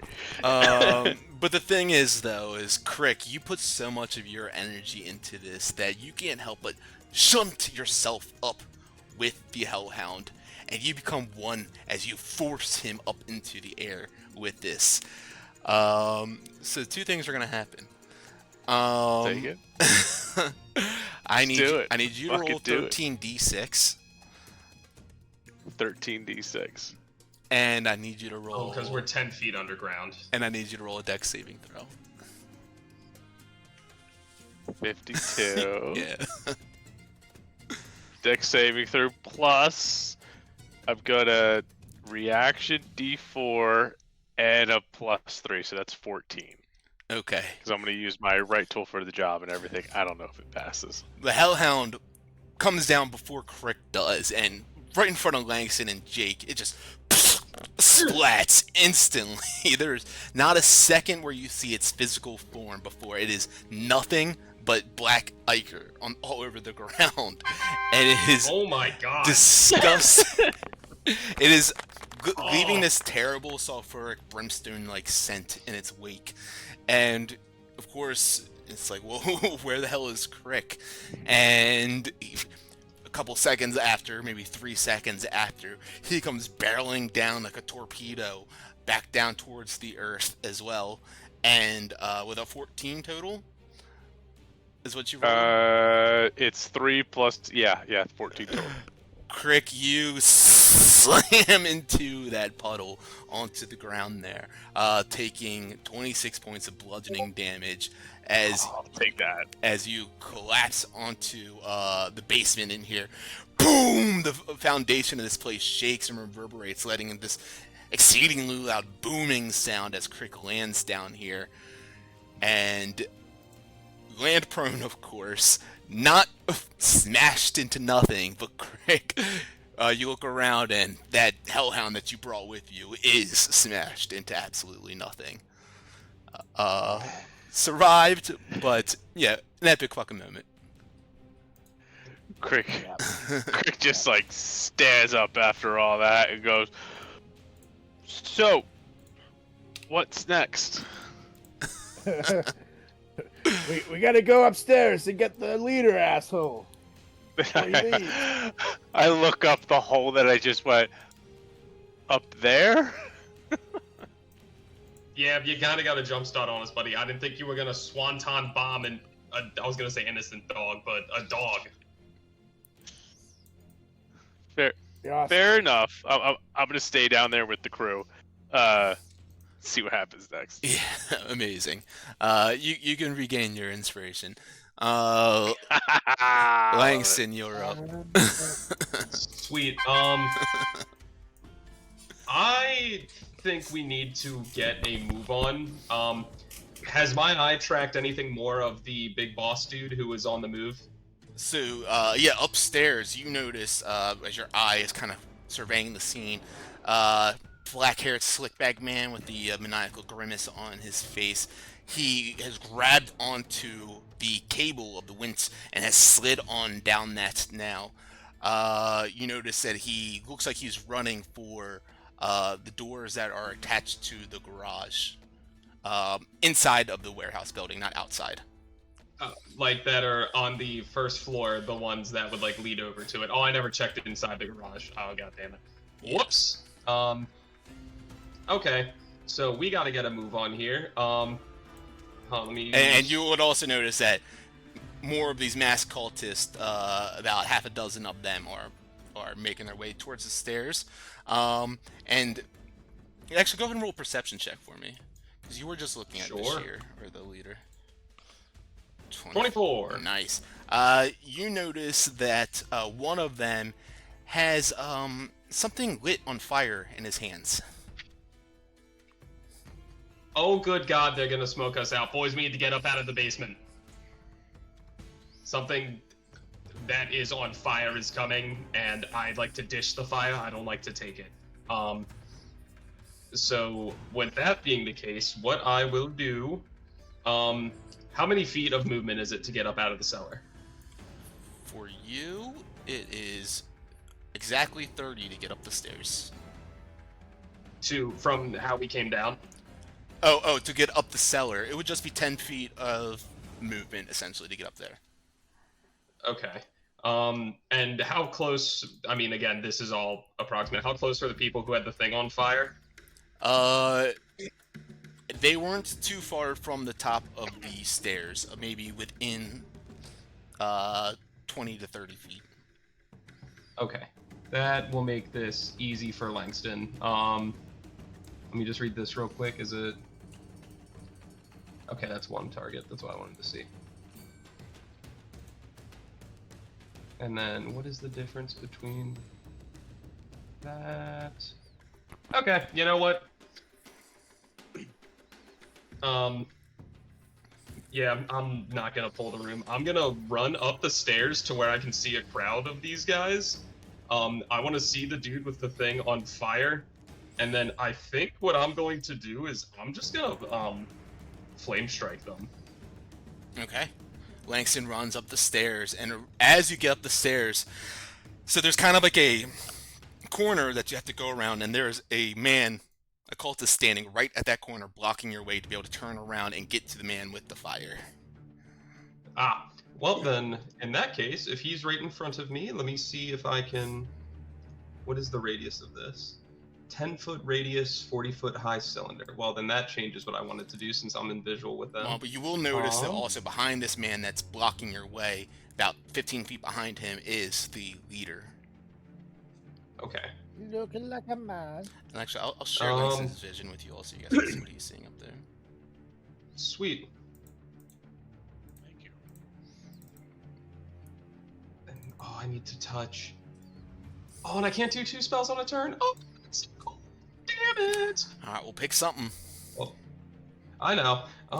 Fuck it. Then I'm just gonna fireball. All reliable, this bitch.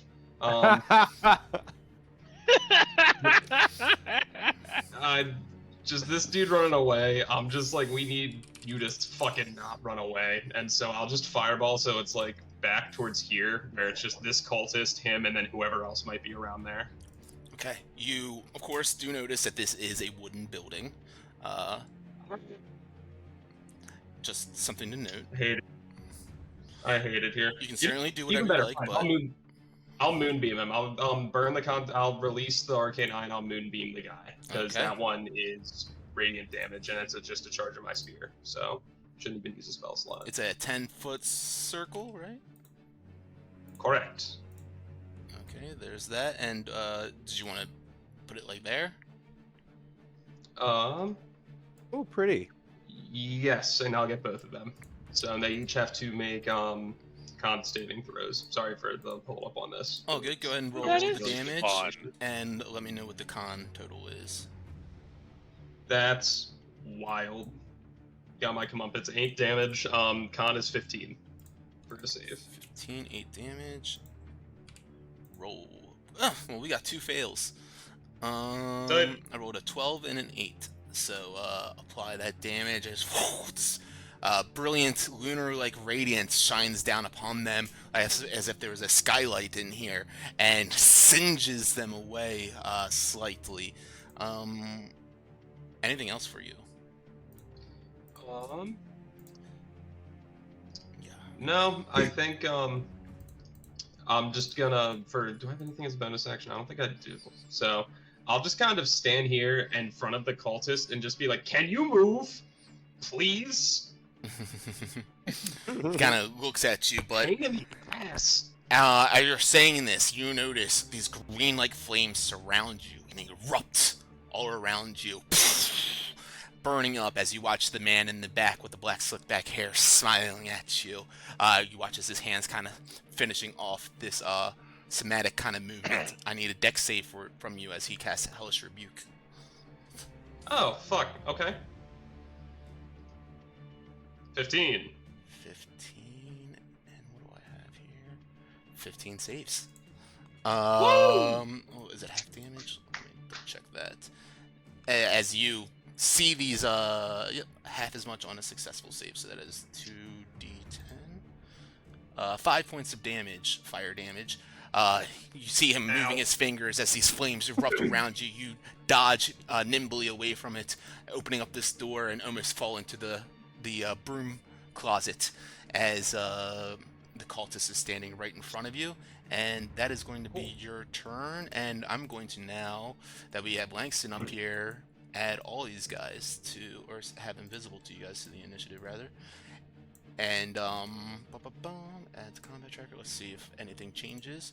Nope, we got Manto up first still, and Rampu after him.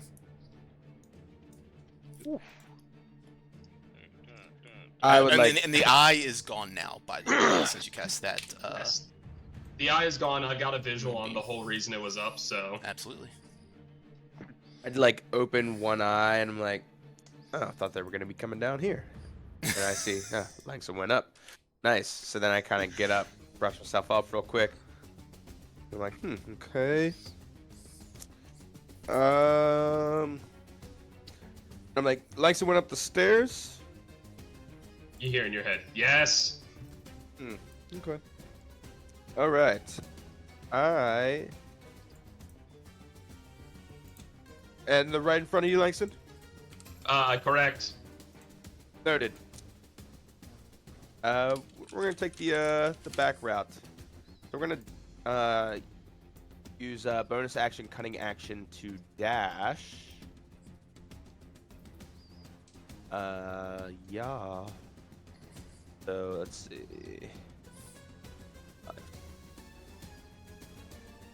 Where's the door? So it's about 40 feet to the door. So I can get just outside with the cunning action dash. Where's outside? Is it just right here? Right above Crick. Yeah. Yeah, but like, can you move my token? Yep. Thank you. Right there. There you go. Oh, nice, thanks. All right, and then with 25 more feet of movement, I would start to approach the door. Is it this door? Is it the one with the little lock symbol on it? Well, you see an opened one right next to it, too. Okay. So yeah, you would imagine the open door is, of course, the door that you want to go through. Right. Yeah, I unfortunately can't quite get there.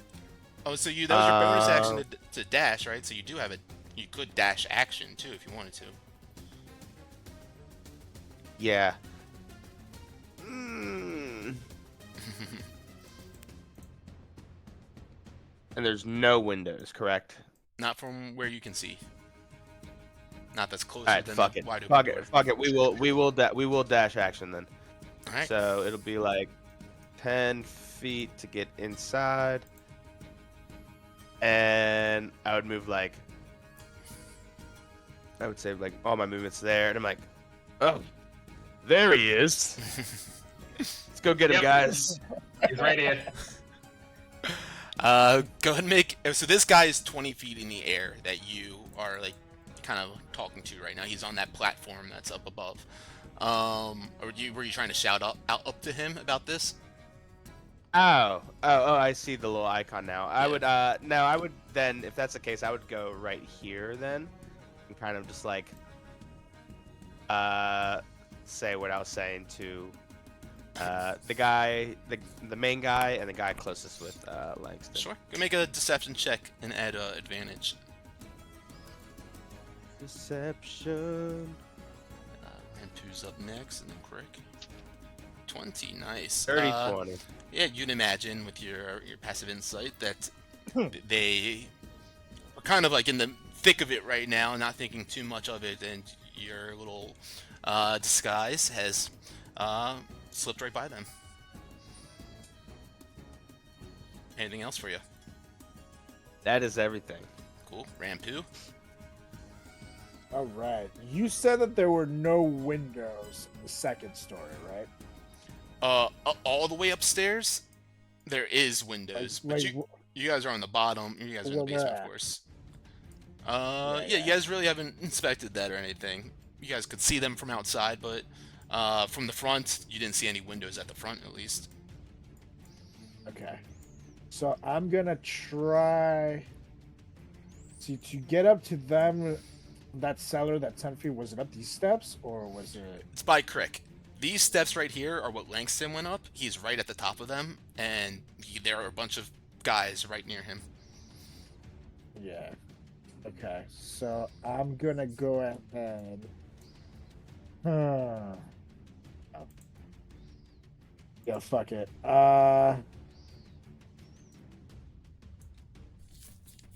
Yes, I'm gonna follow up Langston. Puts me 15. And to get up top to the stairs is another 10 feet, correct? Yeah, to get to the very top, so 10 feet would be where Langston's standing. You guys have a 5-foot square between the two. I'm just going to move you to the next scene, and you can see exactly that way. So Langston's right there. You're right there. Ooh. Okay. Moving right over here, so I can see this guy, right? Like he's within my shot. Technically, yeah. So there's like a little handrail right here, about waist high, maybe 3 feet high off the ground right there, and it extends over to the backside, extending up, and then goes up to the walls that leads upstairs. But yeah, you can see the guy right in front of Langston. All right, I'm gonna try bonus action, reapply my hunter's mark to him. All right. And I'm gonna try to take a shot at him. Okay. Rampu just Okay. right against him, putting that bow and arrow pressed against him. And boom. 21 hits. 21. Yeah, buddy. 9 damage. Okay. And I'll shoot again. 19. 19 hits. Yeah. 14 damage. Nice. With that one, you notice he seems to stagger a little bit. He looks down and he's bleeding out. Anything else? I'm going to whistle at Jake. Stay with Crick. And he'll protect Crick. Okay. He's going to ready up a bite action. If anybody runs at them or attacks Crick or him, he's going to chop at him. Perfect. All right, Crick, you are up.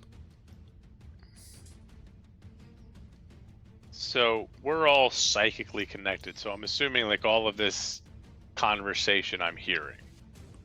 You have the shining. So like I know Vashir is essentially going to the garage area. Yeah, Langston, would you Assuming I know that. kind of Yes. transfer that information? Yeah. Okay. And I know the garage, like those two doors, like that's the kind of area. So I would head on up. I'm doing what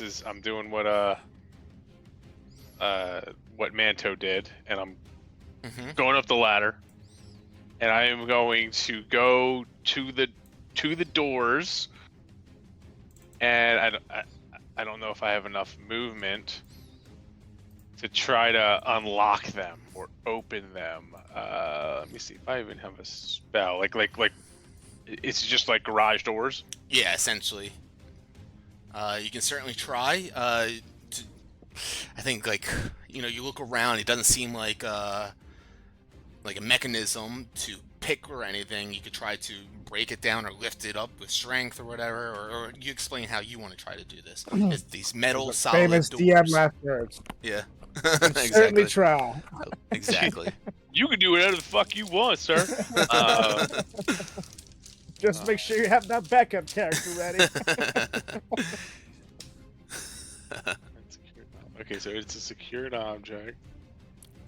Because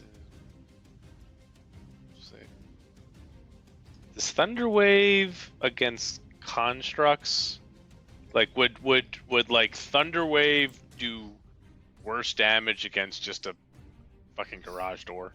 Does it say something about objects in the description? I can't remember. We can read it together.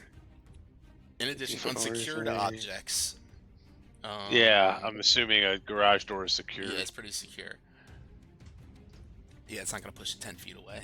I mean, you can certainly try. Like I said, you can. What you're gonna try to do essentially is have enough either damage or strength to try to bust it down if that's your route.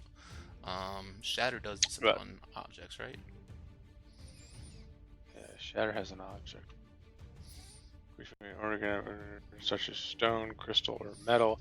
Yeah. It just gives disadvantage on the saving throw.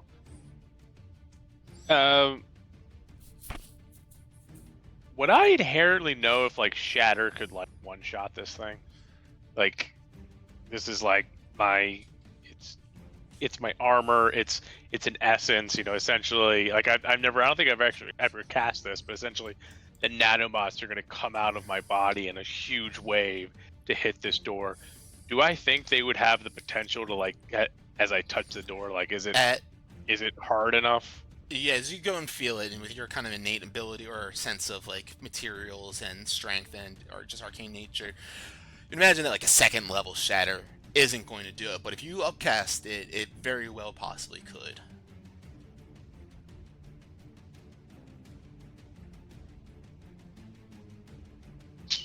Do it. We're gonna do it. I'm just standing in front of the thing, and Ready to cast Shatter. At what level?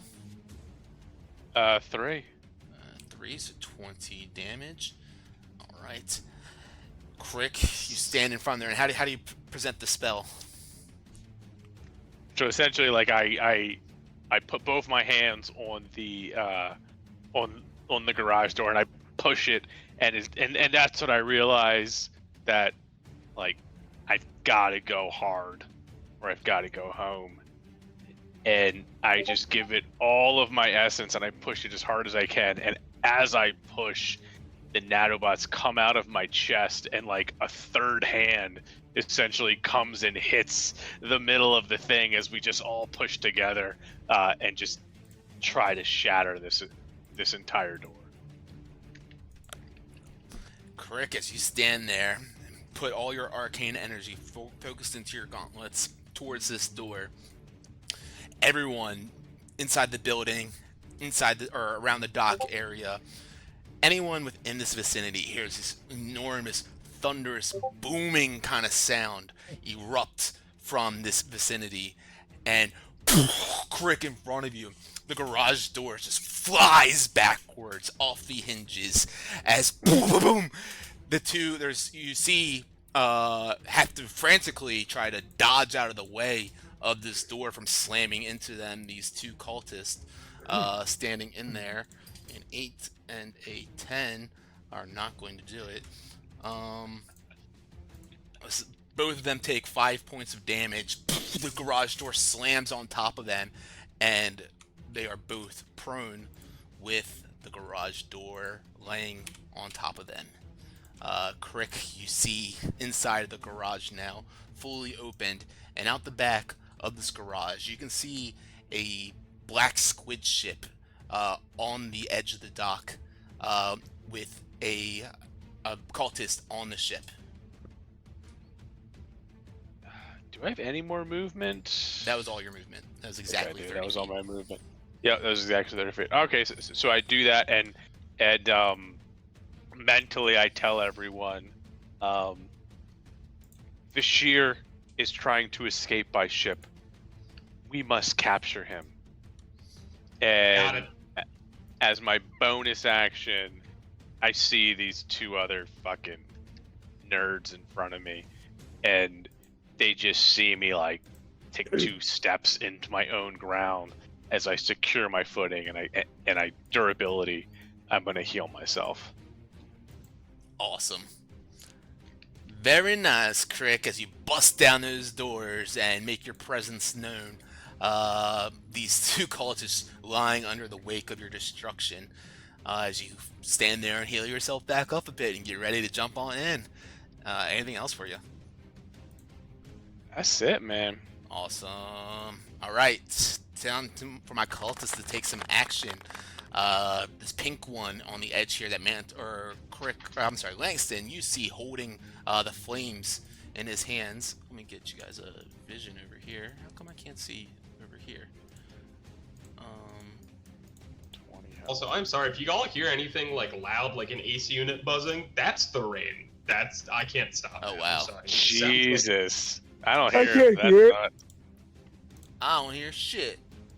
Lord. All right. Blind. I am listening, but please go ahead. Oh, good. All right, there we go. I'm gonna move Langston down just a little bit so I can see on the player's screen this guy. All right, so Langston and Manto, or I guess Manto not quite yet, but you guys notice this man with a torch in his hand goes up to a stack of these crates over on the edge here by the garage door entrance, and he begins to hold the flame to this, and instantly you see this wooden stack begin to engulf with flames in a 5-foot square right where he is right now. Clearly dry goods in here, the dry wood that the building is made of and these crates and racks are made of. This place seems like it may go up rather quickly as he takes his turn doing that. And Langston, you are up. Cool. Just maybe a foot back, but there you go. So that dude moved back from me. There's no way I can like move this guy out of the way or charge past him to get to. You can move past him. It'll just Smiley take McGee. double, like 10 feet of movement instead of 5 feet of movement. Okay, then I'm gonna do that. So I'm face to face with Vishar, and I think what I'm gonna do, because we need him here, right? Like, we need to talk to this guy. I'm gonna do my 1/5 level spell, and I'm gonna hold my hand like up against his chest. I'm gonna cast Contagion. Oh shit! Send it to the game log. Can do. Contagion. What the fuck is that? Not contagion. That's like it's insane. That's like monkeypox. Oh, Contagions a good one. give him herpes. All right. So I need to make a con save. Correct. Kill Got him now? DC 15. So balls range. Well, he'll be poisoned, so he won't be able to run away. Okay. I rolled a Of 19. course, he has +7. Super duper. Well, Look at his creepy smile. He has to have something. okay. Yeah. So nothing happens on a success, right? Yeah. Cool. Or Well, no, there's if my he 5th level succeeds spell. on, I would have. Yeah. Okay. Yeah. So there's nothing bad. No half damage, no nothing. That's Ooh. fun. Cool. Well, there's my 5th level spell for the day. That worked out well. Oh, God, that sucks. It's rough. It happens. Well, Yeah. bonus action, Uh-huh. because I can still move the moonbeam with my bonus action. I'm just gonna move it ever so slightly, like this direction, where if he tries to move, then it's going with him at least a little bit, and he'll still take some damage from it. Okay. Sounds good. Cool. And it's if they send Moonbeam to the game log again. And is that your turn? I think that's all I got. After failing that, that makes me insanely sad. Goddamn. All right. Crick, you notice the one cultist on the ship looks over at the scene that you just made happen with the garage door busting on down into the room there, and his fellow cultist members being toppled over by the door. He quickly runs down to the lower deck of the ship, and we'll see what happens after that. The yellow guy is up now. Just left Langston's moonbeam radius. He runs over us. Rampu just shot him twice, and with his blade out, he goes and takes a slash at Rampu. A 13 to hit. Oh. Was that a real fart? No, I'm pretty good at it. All right, he goes and tries to slash at you. You duck under that one, and he misses. This purple one is up now. Begins to push up the garage door off of them. He looks over at the buddy lying next to him. Wait, why don't you give me a fucking hand here? And they begin to try to push that up. We'll see what happens with that. This black cultist here runs on over towards the stairs, and seeing Langston approaching Bashir, holds out his dagger, and the other hand starts twisting his fingers around with purpose. And Langston, I need you to make a wisdom save as you feel yourself getting held tightened into place.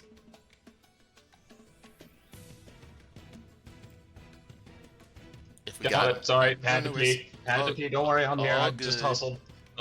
Appreciate the hustle. Wisdom save.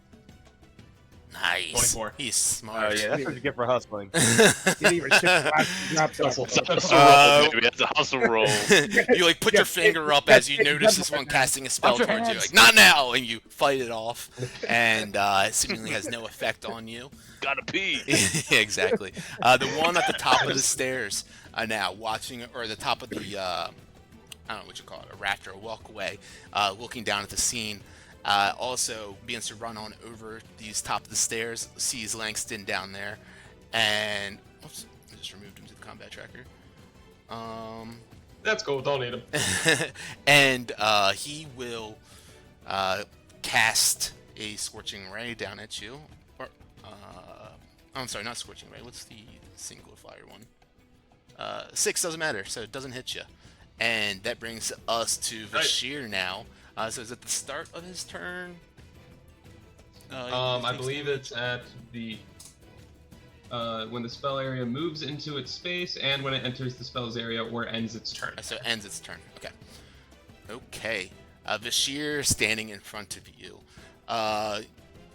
You see him with his evil, maniacal-looking face, just grinning at you. You can sense the palpable sense of malice surrounding him and just his total being.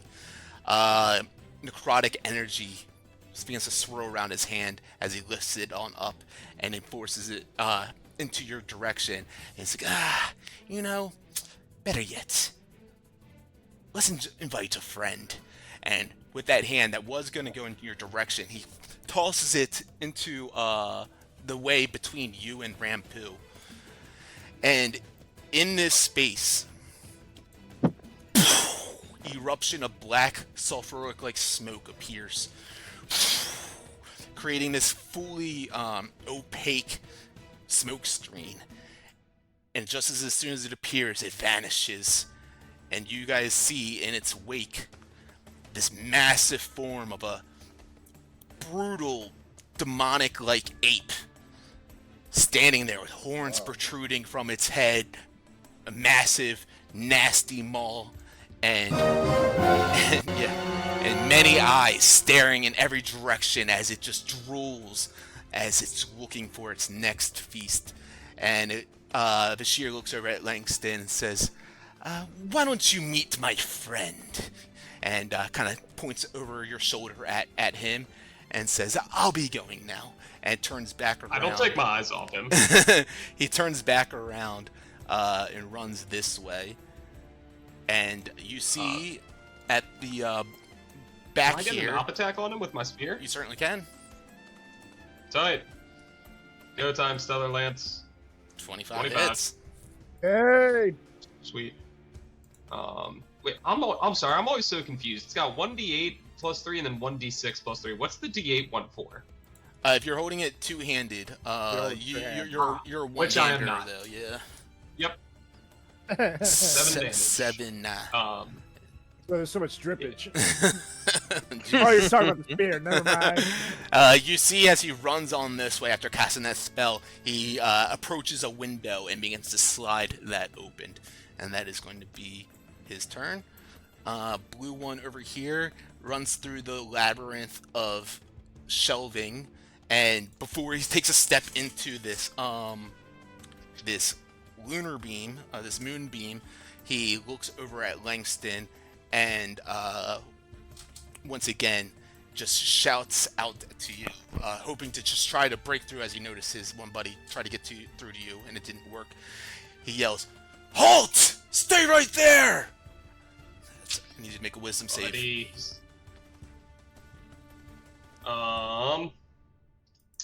Yeah, I'll use my inspiration on that. Alright. Let's see. There you go. You feel yourself Nice. beckoning to his call, like heeding his word, and instantly you shake yourself out of it, like, what the fuck? And you do not fall under that effect of that spell.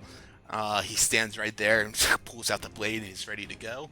That brings us to this Buddy, I have more important things than you, for fuck's sake. The red one under the garage says, on the count of 3, 1, 2, and they begin to push up the garage door, and both of them are able to do that together, slide it off of their bodies, and the one over here on the right gets out from being prone and looks around quickly and takes a couple of steps down here, goes down a set of stairs, again closer to the Spelljammer ship, and that's going to be his turn. Up now, we have Manto, disguised as one of these cultists, coming in from behind. Rampu up next. Coming from behind, alright. I'm gonna move. Well, actually, I'll share you guys' vision with everyone. whoops, I would have went right here. Oh, easy. And what is this? Is this a wall right here? That's a rack that's on fire. Oh. There it is. Okay, question with you then. Mm-hmm. With psychic teleportation, would I be able to teleport past the rat given that there's that hallway right there? Because it's like, I guess permeable. You have to be able to throw like the blade like in the direction. So it's not like you could go through a wall. You know what I mean, or whatever. So, just keep that in So factor of what you're trying to do. Would a rat kind of constitute as a wall? Yeah, you can't just like fly through that. Okay. Well, yeah, because you have to be able to see this place where you're teleporting to. So if you can't see the place, and then you can't go there. You're saying I wouldn't be able to see past the racks? Correct. Okay, that's fine. Big racks. Yeah. Dude. Racks. Fuck. Okay. Very distracting. 5 and 5 feet. Shit. Alright, I'm gonna use cunning action dash then. So I've already used 5 feet, so 10. Oh, come on now. 10, 15, 20. And so it'll be double movement to get past them. Correct. Which ones is it? The black one here. Oh, I'm sorry, no. Yeah, the pink one and the green one are upstairs. So you can run under. Oh, them. okay. Okay. Sorry, I had the wrong one. So it takes about 50 feet to get right there from where I originally was. Actually, no, it's the wrong way. And so then I would use the rest of my movement to approach Vashir. And would. And, yeah. He's only opened the window so far? Correct.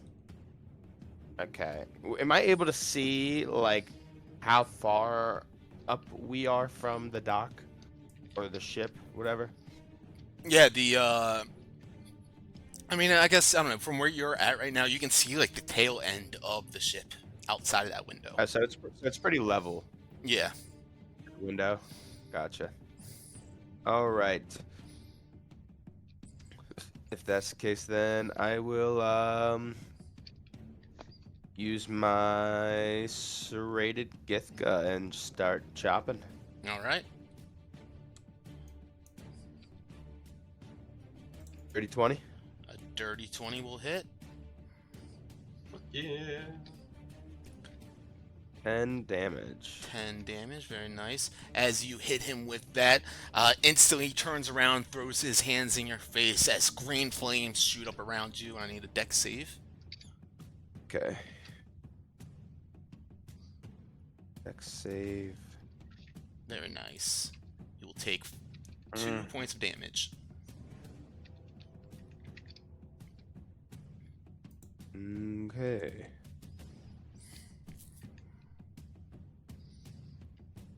And that'll be my turn. Yep, okay. All right. Rampu. First things first. Where's Jake? I don't see his icon anymore. He's down in the corner downstairs. Never gave him a direction on the last turn. All right. He'll run upstairs. Yeah, I'll come over to me. And last question: this big monster thing, the ape thing, Oh yeah. is 10 feet away from this red guy, right? From the red guy. The pink one, yeah. Or no, the one right in front of you. No, he's right next to him, 5 feet. Yeah. Beautiful. Okay. Now I'm gonna use that last lucky that I didn't use last time. I'll use it now. Okay. And I'm gonna take a shot at the dude in front of me. Let's see. Advantage. And roll. I can't see my roll. I don't see nothing either. Oh, let's try that again. Roll. Huh. That's weird. Oh, I'll just do a single then. Nothing's happening. Are you in Yeah, let me above just- VTT doing it? Yeah. Here, just try rolling the d20 on the bottom of the screen and add your modifier then. Oh, there we go. Says you reconnected. There we go. 15. That's 1. That will hit on the yellow guy. Oh, sweet. Okay. Awesome. However, this isn't just going to be a regular arrow. No. Seeing this monster pop out makes things turn up to an 11, see? Which means when Rampu is pushed to an 11, fantastic things happen from him. And this time, you see he shoots the arrow, and as he releases the arrow, a fucking spark of lightning comes from the heavens. And this arrow will be a lightning arrow, Hell yeah. which will hit 4d8 on the guy in front of me. Oh, 28. And you have to do a dex save with the dude next to him. And if he fails it, it's a dex 14. He takes that damage, and if he succeeds, he takes half damage. You bitch, but you still take half. Go on, so let's just make sure that is, let's send that to the game. Let's make sure that's all right. Lightning arrow. Cool. So the first guy takes the 4d8 lightning damage, so that was the 28th. So that lightning completely just eviscerates him as you shoot him with that. You watch as he shocks there, like in the Home Alone 2. You see his skeleton for a second, and then he turns back and he collapses to the ground.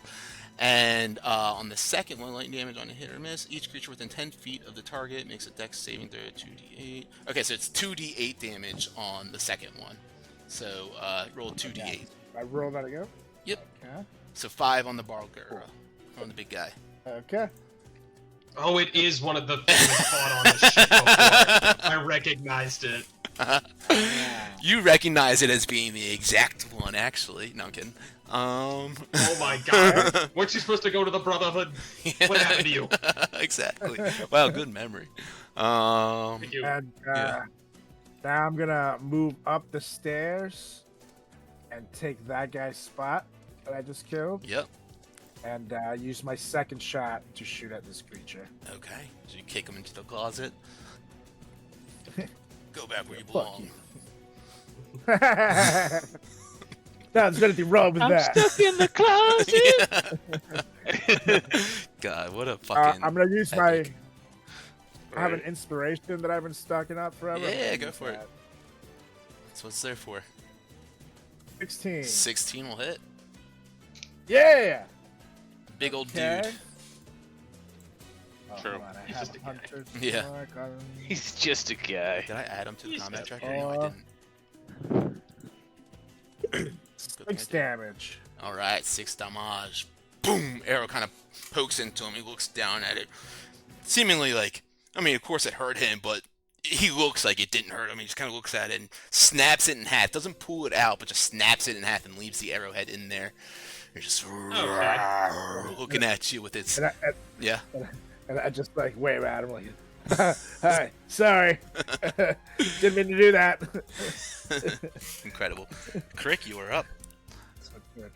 So, there's a wall between me and everyone else, right? There is, yep. Okay, and there's the wall, this believe me. fucking boat right in front of me that I'm assuming it's a big boat and it kind of goes over there. So, I will, as a bonus action, my armor just starts glowing like a blinding light that you can't even like see against as I cast bonus action Sanctuary on myself, and then action I am going to just bolt straight past both of these people, all the way down to the boat. Okay. The first one tries to take a scrape at you with his blade with disadvantage. 15. Well, That's it. I need a wisdom save first. Oh, okay. Well, he misses, and then the Okay. second one will try to do Very the good. same. Also, wisdom save, 22, so that will succeed, and then it goes tries to stab at you. 14, just can't seem to hit you as you blaze on by, and you let's see. So you ran. That's. So did you dash? Is your dash action? Yeah. Action dash. Okay, so yeah, you run the 60 feet and you make your way onto the Spelljammer ship, where you can sense the humming arcane energy beginning to buzz of the Spelljammer helm being activated.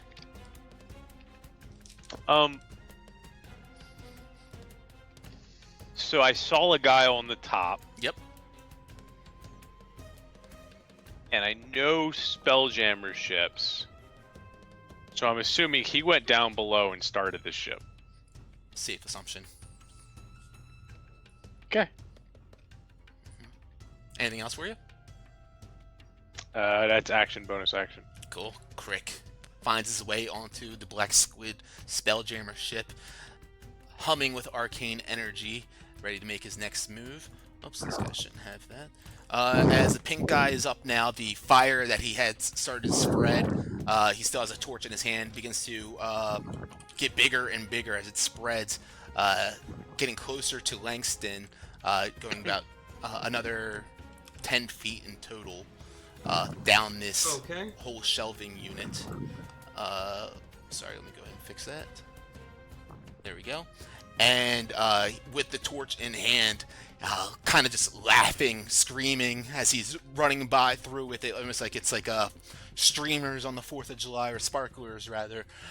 He goes and runs up to the next set of crates here and begins to light them on fire too.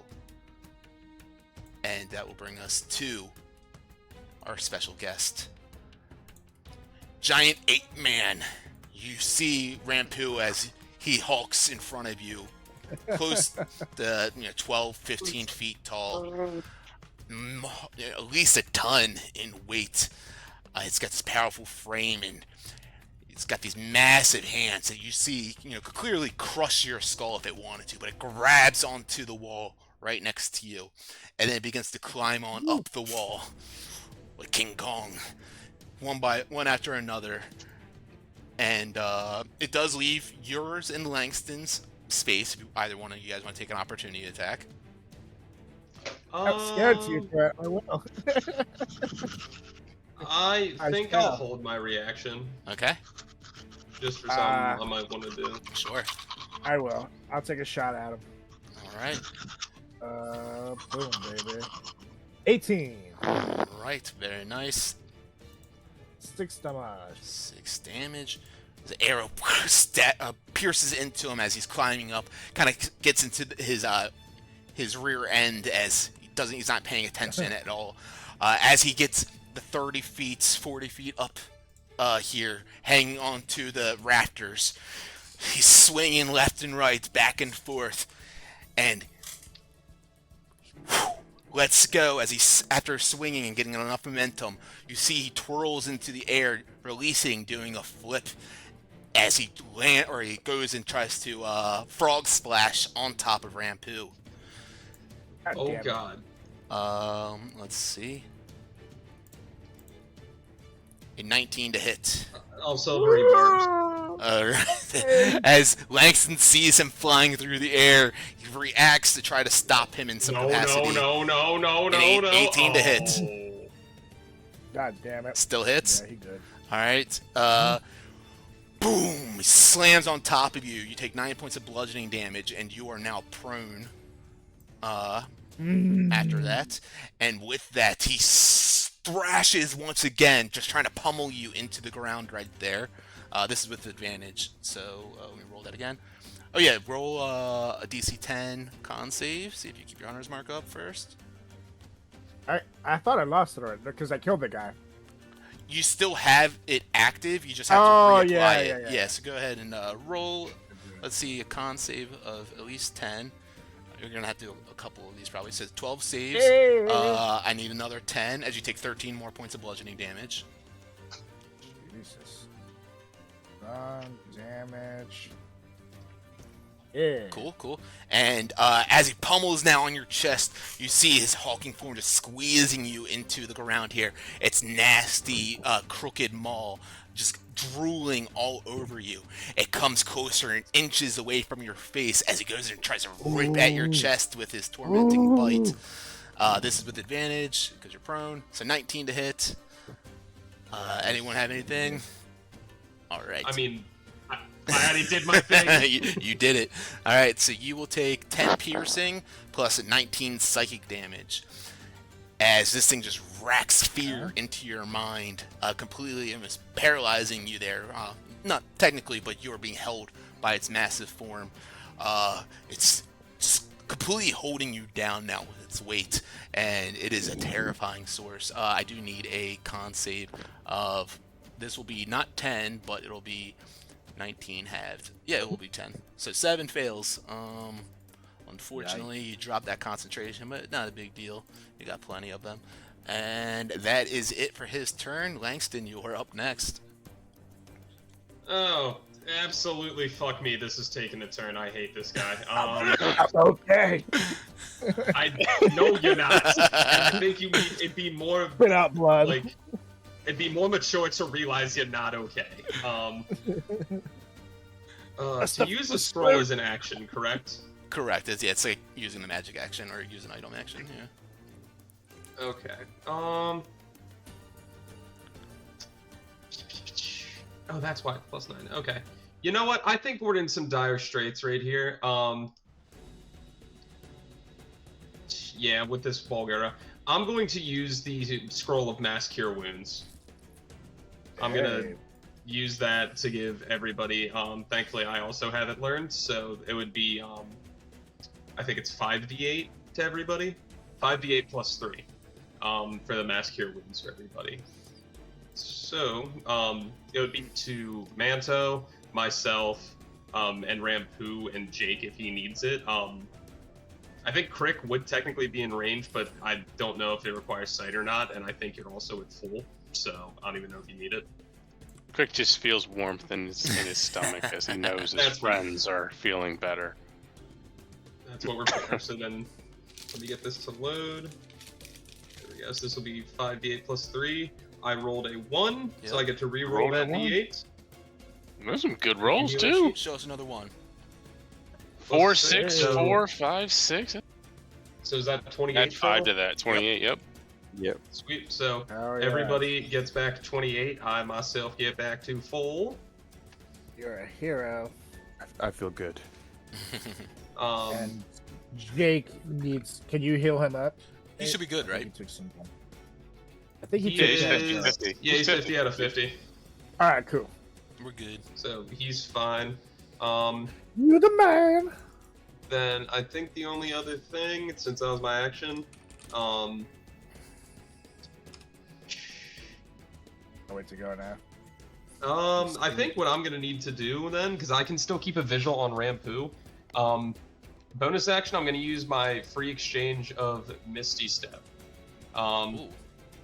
And I'm gonna get right up here, kind of away from the fire, and I'm gonna pin Vishar with Manto here, and just have my spear out again, like in his face. I'm like, dude, stop it, and stop smiling. Nothing is worth smiling that much about. Just looks back at you, and it's intense how much you can just feel his smile like laying onto you, and just he's looking through you almost the way he stares at you guys, and it's unsettling, certainly. I am uncomfortable. Anything else you want to do? That's all I got. All right, blue guy. Crick, you feel the ship begin to hum and vibrate, and it certainly seems like the Spelljammer helm has been activated and they are ready to move. Purple guy here stands up, and he yells, "Got one on the ship! Got one on the ship!" And he begins to run his full dash, which will only be 30 feet since he was prone. And he gets right here. Okay, that is that for him. This one up here sees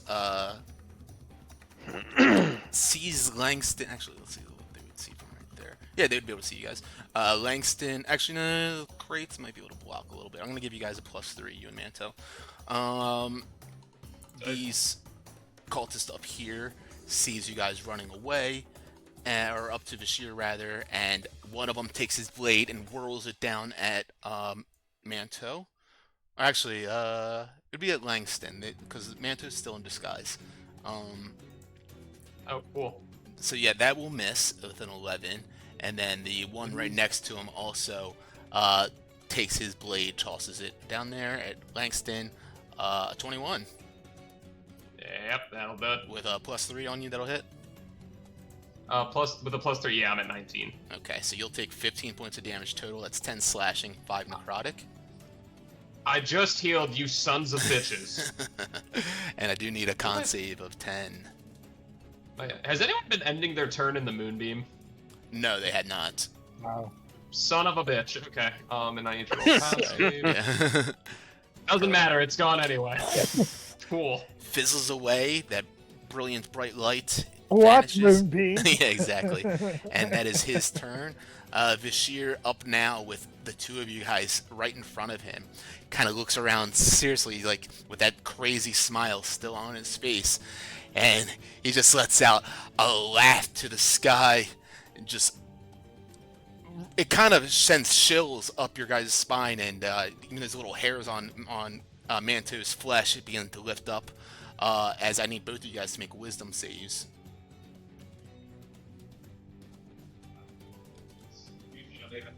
Wisdom saves one thing in this game, and that's goddamn wisdom. Okay. Did mine roll? Yeah, I see a 15 for you. Okay. Oh, that's probably not gonna do it. Okay. With a 13, Langston, as he lets out this maniacal laugh, almost like a scream, like a wail, sends shivers up your spine, and you instantly realize the true potential of this guy, and the frightening state just completely takes over you, as you are now frightened, and you take 10 points of psychic damage. Manto, you take 5 points of psychic damage. And you're frightened, Langston, as he grabs onto the window and sees that it didn't affect Manto, so he quickly turns to him, and with a palm out, you just see this sickly black ray shoot out of his hand, Manto, right in your direction. And that 20.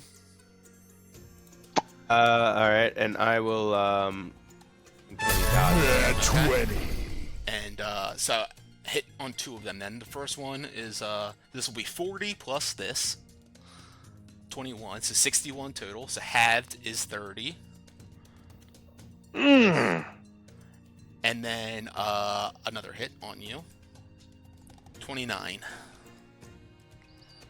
Whoa, I have 1 health. Hey, question though, was he concentrating on the gorilla? No. Okay, alright, I just want to Oh, make sure. good God. He is not. Alright, as he shoots you with those rays, he grabs onto the window frame, which the window is already ajar, and he begins to slide out there. You can take an op attack if you like. Manto? Cannon. Oh yeah, that's right. That's right. Uncanny Yeah, dodge. you uncanny dodged, and you. Yeah, that's right. He slides out the That's window and runs up the back of the squid ship, and quickly he notices Crick standing on the ship's edge right there on the deck, and let's see something real quick. Ooh. Ducks down quickly behind one of the tail or one of the tentacles of the squid ship and hides from Crick nimbly with a 20 on that. And that will bring us to this cultist here. Runs around the corner, sees Langston running away from the scene terrified, and he just begins to laugh. Yes, let the fear take over, as he goes and runs. Actually, that's as far as he can go. He throws his blade at you. 19. If I cover anymore, yeah, that'll hit. That's 4 plus 6, 10 points of damage total. Does this snap me out of the fear condition because I got hit? I don't think it does. Let's double check. What am I concentrating on? Oh, nothing anymore. I just take that off.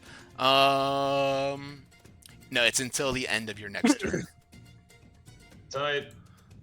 All right. This red one with Crick on the ship deck begins to push past the purple one and runs up the ship, the ramp here, faces Crick face to face, and with a blade out goes to try to stab him. A 15 to hit. Will not hit. And that will bring us to Manto. Feeling hurt. You watch as Bashir runs out the window. The place, racks catching on fire and smoke beginning to plume thicker and thicker. What do you do? Yeah, I would poke out the window and throw Psychic Blade at him. Okay. So we're going to go like all the way out here then. Go ahead. Alright. Fucking nat 1. Misses. Oh yeah. Son of a fucking bitch. Doesn't even notice the blade go wide as it vanishes before it even reaches him.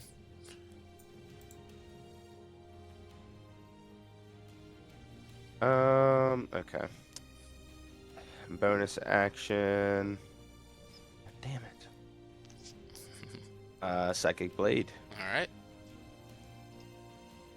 13. 13 will miss. Fuck. Alright, I just run back in. Alright. Manto hops out real quick, looks out the window, tries to toss 2, but almost into the darkness as he has hidden himself and could not seem to connect on him. Anything else for you? Yeah, Crick would just hear in his head. Vashir is hiding just behind you. Behind some barrels. That's my turn. All right. As Manto, you run up a little bit along this wall here. Not as focused on Vashir in the battle, imminent enemies at least. You hear from beyond the wall to your right, to the east. Help! Someone, please help me! Help! If you wanted to do something else before you ended your turn. It must be Seth. I would see this door. And can I? It's locked, I'm guessing. Like I wiggle the doorknob. Yeah, you run on up to it, and the door is locked. There's someone there! Help! Quick! Would thieves' tools work on a locked door? They would, yeah. You would need would to it? do an action to do that, though. Yeah, I kind of figured. But yeah, I mean, yeah, okay. That's my turn then. Rampu, smushed underneath this giant ape. What do you do? Okay, and I'm frightened, correct? You are not, no. You're just smushed. Oh, cool. It's just me. Oh, beautiful. Okay, so first things first. Not yet, at least. Jake is gonna take a run up to him and take a bite at him. All right. Try to protect his master. And let's see. And We can do that. Oh, 17. That 17 right? hits. Langston goes flying. 9. Try to click the ship. 2 fire damage. I don't know if that did anything, but 9 bite and 2 fire. Very nice. Let me just make sure about fire damage on him. The fire seems to hurt him, but not excessively. Okay, that's good. And he still has a lot of life in him, right? Yeah, he's pretty hefty still. Okay, so I'm sitting there, and I'm crushed under this creature. And I'm just like, God damn it. I hurt, feeling overpowered. And I'm gonna reach into my pocket. Bonus action. Cue the Metallica. Uh-oh. Chug my potion of hill giant I strength, knew it. motherfucker. It's on. Bench press him. You pop the cork while chug it, and yeah, you feel yourself just like Stretch Armstrong get this extreme strength going on. And what do you do from here? I just went from a 13 to 21 strength, motherfucker. It's on. Okay, and I'm gonna go ahead and being so close to it, I can't take a shot. I'm gonna use my short sword instead Okay. and take a stabby at him. All right. This will be with disadvantage because you're prone, but go for it. Okay. Ugh, 11. 11's which miss. two misses. Twos. Yeah, And Jesus. then here we go again. Stupid. 14. 14's gonna miss. Nice to smash. God damn it, should have been a 19. Stupid disadvantage. Okay. I think that's all I can do, yeah. All That's right. my turn. All right, Crick, you are up. Sorry, and yeah, Rampu's got his strength going, but you hear the words of Manto in your head as you have a cultist in front of you, but seemingly like someone behind you as well. So I'm just gonna send out a mental kind of distress signal to everyone, and it's like, are we doing this, or is it time to leave? Just open question to the gang. We might have to chalk our losses on this one. So you could come fucking help me in the giant ape. No, you got it. You're doing great down there. I think he Okay. looks friendly. So we're just gonna let him go. I guess we'll catch him later. And with that, I'm just gonna run past everybody. Right to here, and if they need to take Yeah. opportunity attacks against me, that's fine. But I need a wisdom save first, Okay. and let's see. then I'm gonna dash right next to the monster. Is 15 high enough? Yes, 15 is high enough. Whoops. Let's see. Okay, he's gonna attack first. Probably not gonna hit, but yeah. Okay. And the Nope. second one, wisdom save. 21. Not one. Oop. He was hiding. Makes sense. All right. It's like stuck Alright. out his index finger to try to trip Crick. Wow. so I guess like as I run through this corridor, I hear Manto doing his thing over there with the guy screaming, and it's like he may have some information as I just beeline to this kind of ape. And even though like it's not an attack, but like I actually just like run directly into him, and it's like and like and he like turns around and looks at me, and I'm just like, okay, and put my fists up. Awesome. As Crick just runs off the ship back into the warehouse, you guys watch as he skitters on by all of you and directly into this giant demon ape, seeming like on a mission. Anything else for you? And I'm gonna drop my sanctuary Okay. so he doesn't have the wisdom save against me, so he actually just swings at me. Okay. Hopefully. As Crick, you run on by, you notice this rack completely engulfed in flames now. The one right next to this guy also is beginning to spread further and further as he runs around with a torch, just laughing maniacally as another flame starts on this rack here. And that'll bring us to our star of the show. Boom! Getting bumped into by something. First, he smashes onto the ground in front of him with some rage. And that being, of course, onto Rampu. Whoa! Chickens. That's Yeah. two nat ones on an advantage. You. Crick must have bumped into him so hard that it kind of threw off his weight a little bit. He slams into the ground right next to you, Rampu, splintering it a little bit, and he pushes himself up, turning around as he looks down at Crick, and instantly, once again, begins to climb up the wall with his strength. Rampu and Craig, Do I you guys get a can take shot? op attacks if you want. Rampu, yours will be a disadvantage. I can op attack him too, right? Yeah, that's a correct, right? Let's Now- do it. Yeah. Technically, with my arrow, I can't be disadvantaged. Can I still shoot him? It's because you're Can't be low prone, so damage. yeah, it'll be a flat attack, a flat roll if you're using your arrow. It's gonna be Yeah, 16 damage. buddy. Uh, Okay. 13, right? 27. Yeah, buddy. 5 plus 8. 13.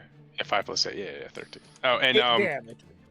could I say Nice. bonus action defense matrix? I forgot that. Sure. That was right before him. Sure. Thank you. As he climbs up the wall, he begins to climb up the wall. He doesn't make it up there because Crick's thunder gauntlets keep him in place, buzzing him right there. He drops his feet back onto the ground. Yep. He's also slowed because of my arrows, so his movement's reduced by 10 feet. It's 0 feet now because of Crick. Oh, yeah. so I should break that. he goes as Crick 10 punches feet, he has into to go him home. with his massive hit, buzzing with his thunderous energy, turns around and just tries to slam into Crick. Doesn't realize how short of a target he is. He slams into the garage doors right there, and as he does with such strength, oh, my door buttons aren't there, but the one door slams opened. And then he lurches on over to Crick with his maul, and he tries to take a bite at him. And with a 26, That'll hit. he that'll does 12 piercing and 12 psychic damage. 24. 24 total. And he can't move at all. He's kind of stuck there, and he's just staring at you now, Crick. That is going to be it for his turn. And I'm going to move you a square down, Crick, and that'll bring us to Langston. Cool. So since I am frightened from Vashir, I just have to run, right? You just have to. You can't get closer to him. Oh, tight. Okay, so I can still take actions to heal my friends. That's a blessing. Then the way I think this goes is after that happens, Langston sees him go out of the window, and it's like, whew! Good riddance. My God, that guy, absolutely no good. Fuck everything about that. I think we made the right call on letting him go. I think we absolutely did. I mean, who wants any part of that? Oh, fuck, people are hurt. And then I will do, hold on a second. How much can this do? Hold on. We are rolling some dice on this one, Manto, but I am going to do my last 3rd level spell slot and use life transference on you. Ooh. So I'm gonna take 48. Fucking A. That hurts so bad. I'm gonna take 24, but you get back 48. Do you need to see? Do you need to see him? You probably do, right? You probably just need to go around the corner real quick. Yeah, then I'll just. Oh, would this be if I'm trying to get away from the window? Like I'm not trying to pursue him. If I like move in the general line of the window, does that kind of counteract the feared condition? Technically, but just stand where you are. I'll allow it. It's fine. You guys can see through the racks enough. Tight. Then yeah. So Manto gets back 48 in total. And then bonus action. Do I have any healing potions left? I don't think I do. I certainly don't. Well, that was Hell of a roll, man. Hey man, we needed our boy healthy. Then I just because I would need to run past this guy, would I be able to use my full movement to like get up next to Manto and still get away from the window? You could, if you wanted to, climb over this rack. Oh, all right. That's I forget they're not like walls. Yeah. Yeah, I think I'll just do that. I'll just use my movement to like climb up over the wall and start making my way up this way. Cool. Yeah, it'll probably use 20 feet of movement to climb over it altogether, so you can get another like 5 or 10 feet after that. Yeah, so I think like right where I ended would be like the full amount of distance, and that'll be Sounds- my turn. Sounds good. And Manto just hears from the rack, and it's like, that hurt so much more than I thought it would. You start. Holy fuck, we are not in a good way. You start to run up a little bit further, but then you notice the flames engulfed on that rack there. So you take a step back, just to not be directly next to those flames, I'd imagine, unless you want to go all the way there. No, I'm good. This is so bad. This All is right. so bad. The green or the blue one down here, something happens with him. You guys can probably sense and hear the thumbing or the humming of the Spelljammer ship moving about as the purple one in this garage now looks, oh, where the fuck did the little guy go? It doesn't matter, just grab the shit and let's get out of here. As he runs and jumps onto the ship. This black one here, he's the one that's 20 feet up. Sees Langston coming from behind that rack, and he goes and throws a blade down at you. 21. I can't warding flare that, can I? You just had your turn. Yeah, so you just had your turn, yeah. Tight, then I'll warding flare it and then give myself 2d6 plus 3 temp HP. Alright, nice. As blinding light shines and he kind of misthrows that one, does not seem to connect. The green one is up now. Sees Rampu down on the ground. An easy target potentially for them. But throwing it will be with disadvantage because you're prone. Let's see. 14 to hit. You're 17, yeah. And up next is Vashir. Pops back up, brushes himself off. Well, okay. And begins to run further now onto the ship. And that'll bring us to this blue guy here. Looks around, turns the corner, and actually, no, he runs this way. Sees Manto running up to the north. And he's going to follow up on him, right behind him, and take a stab at him. Whoops. Whoops.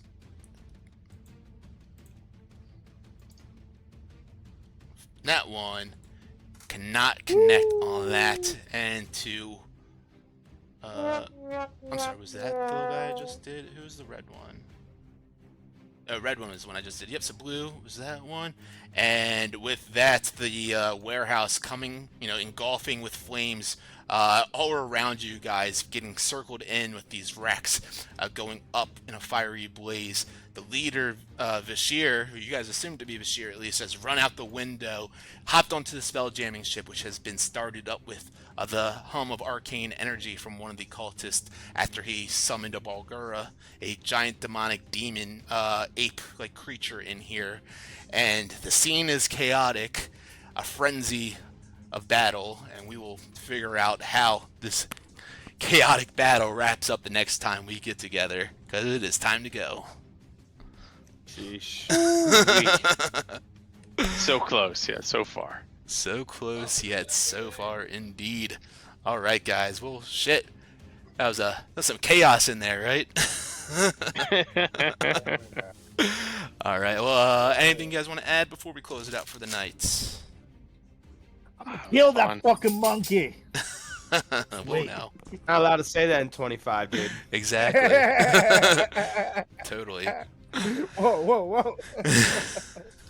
I just want to see what's in the closet, guys. Excellent. Well, thank you all for playing. Thanks everyone for watching. We will pick it back up here next Sunday when we get. Actually, is there something this Sunday? It's the following Sunday. I'll have a wedding. So this Sunday we're good. Sunday, yeah. Guys, enjoy your week. Take a short rest in real life and look out for those goblins under the stairs. Take it easy, everyone. Good night. Alligators, good Bye. night. Talk to you.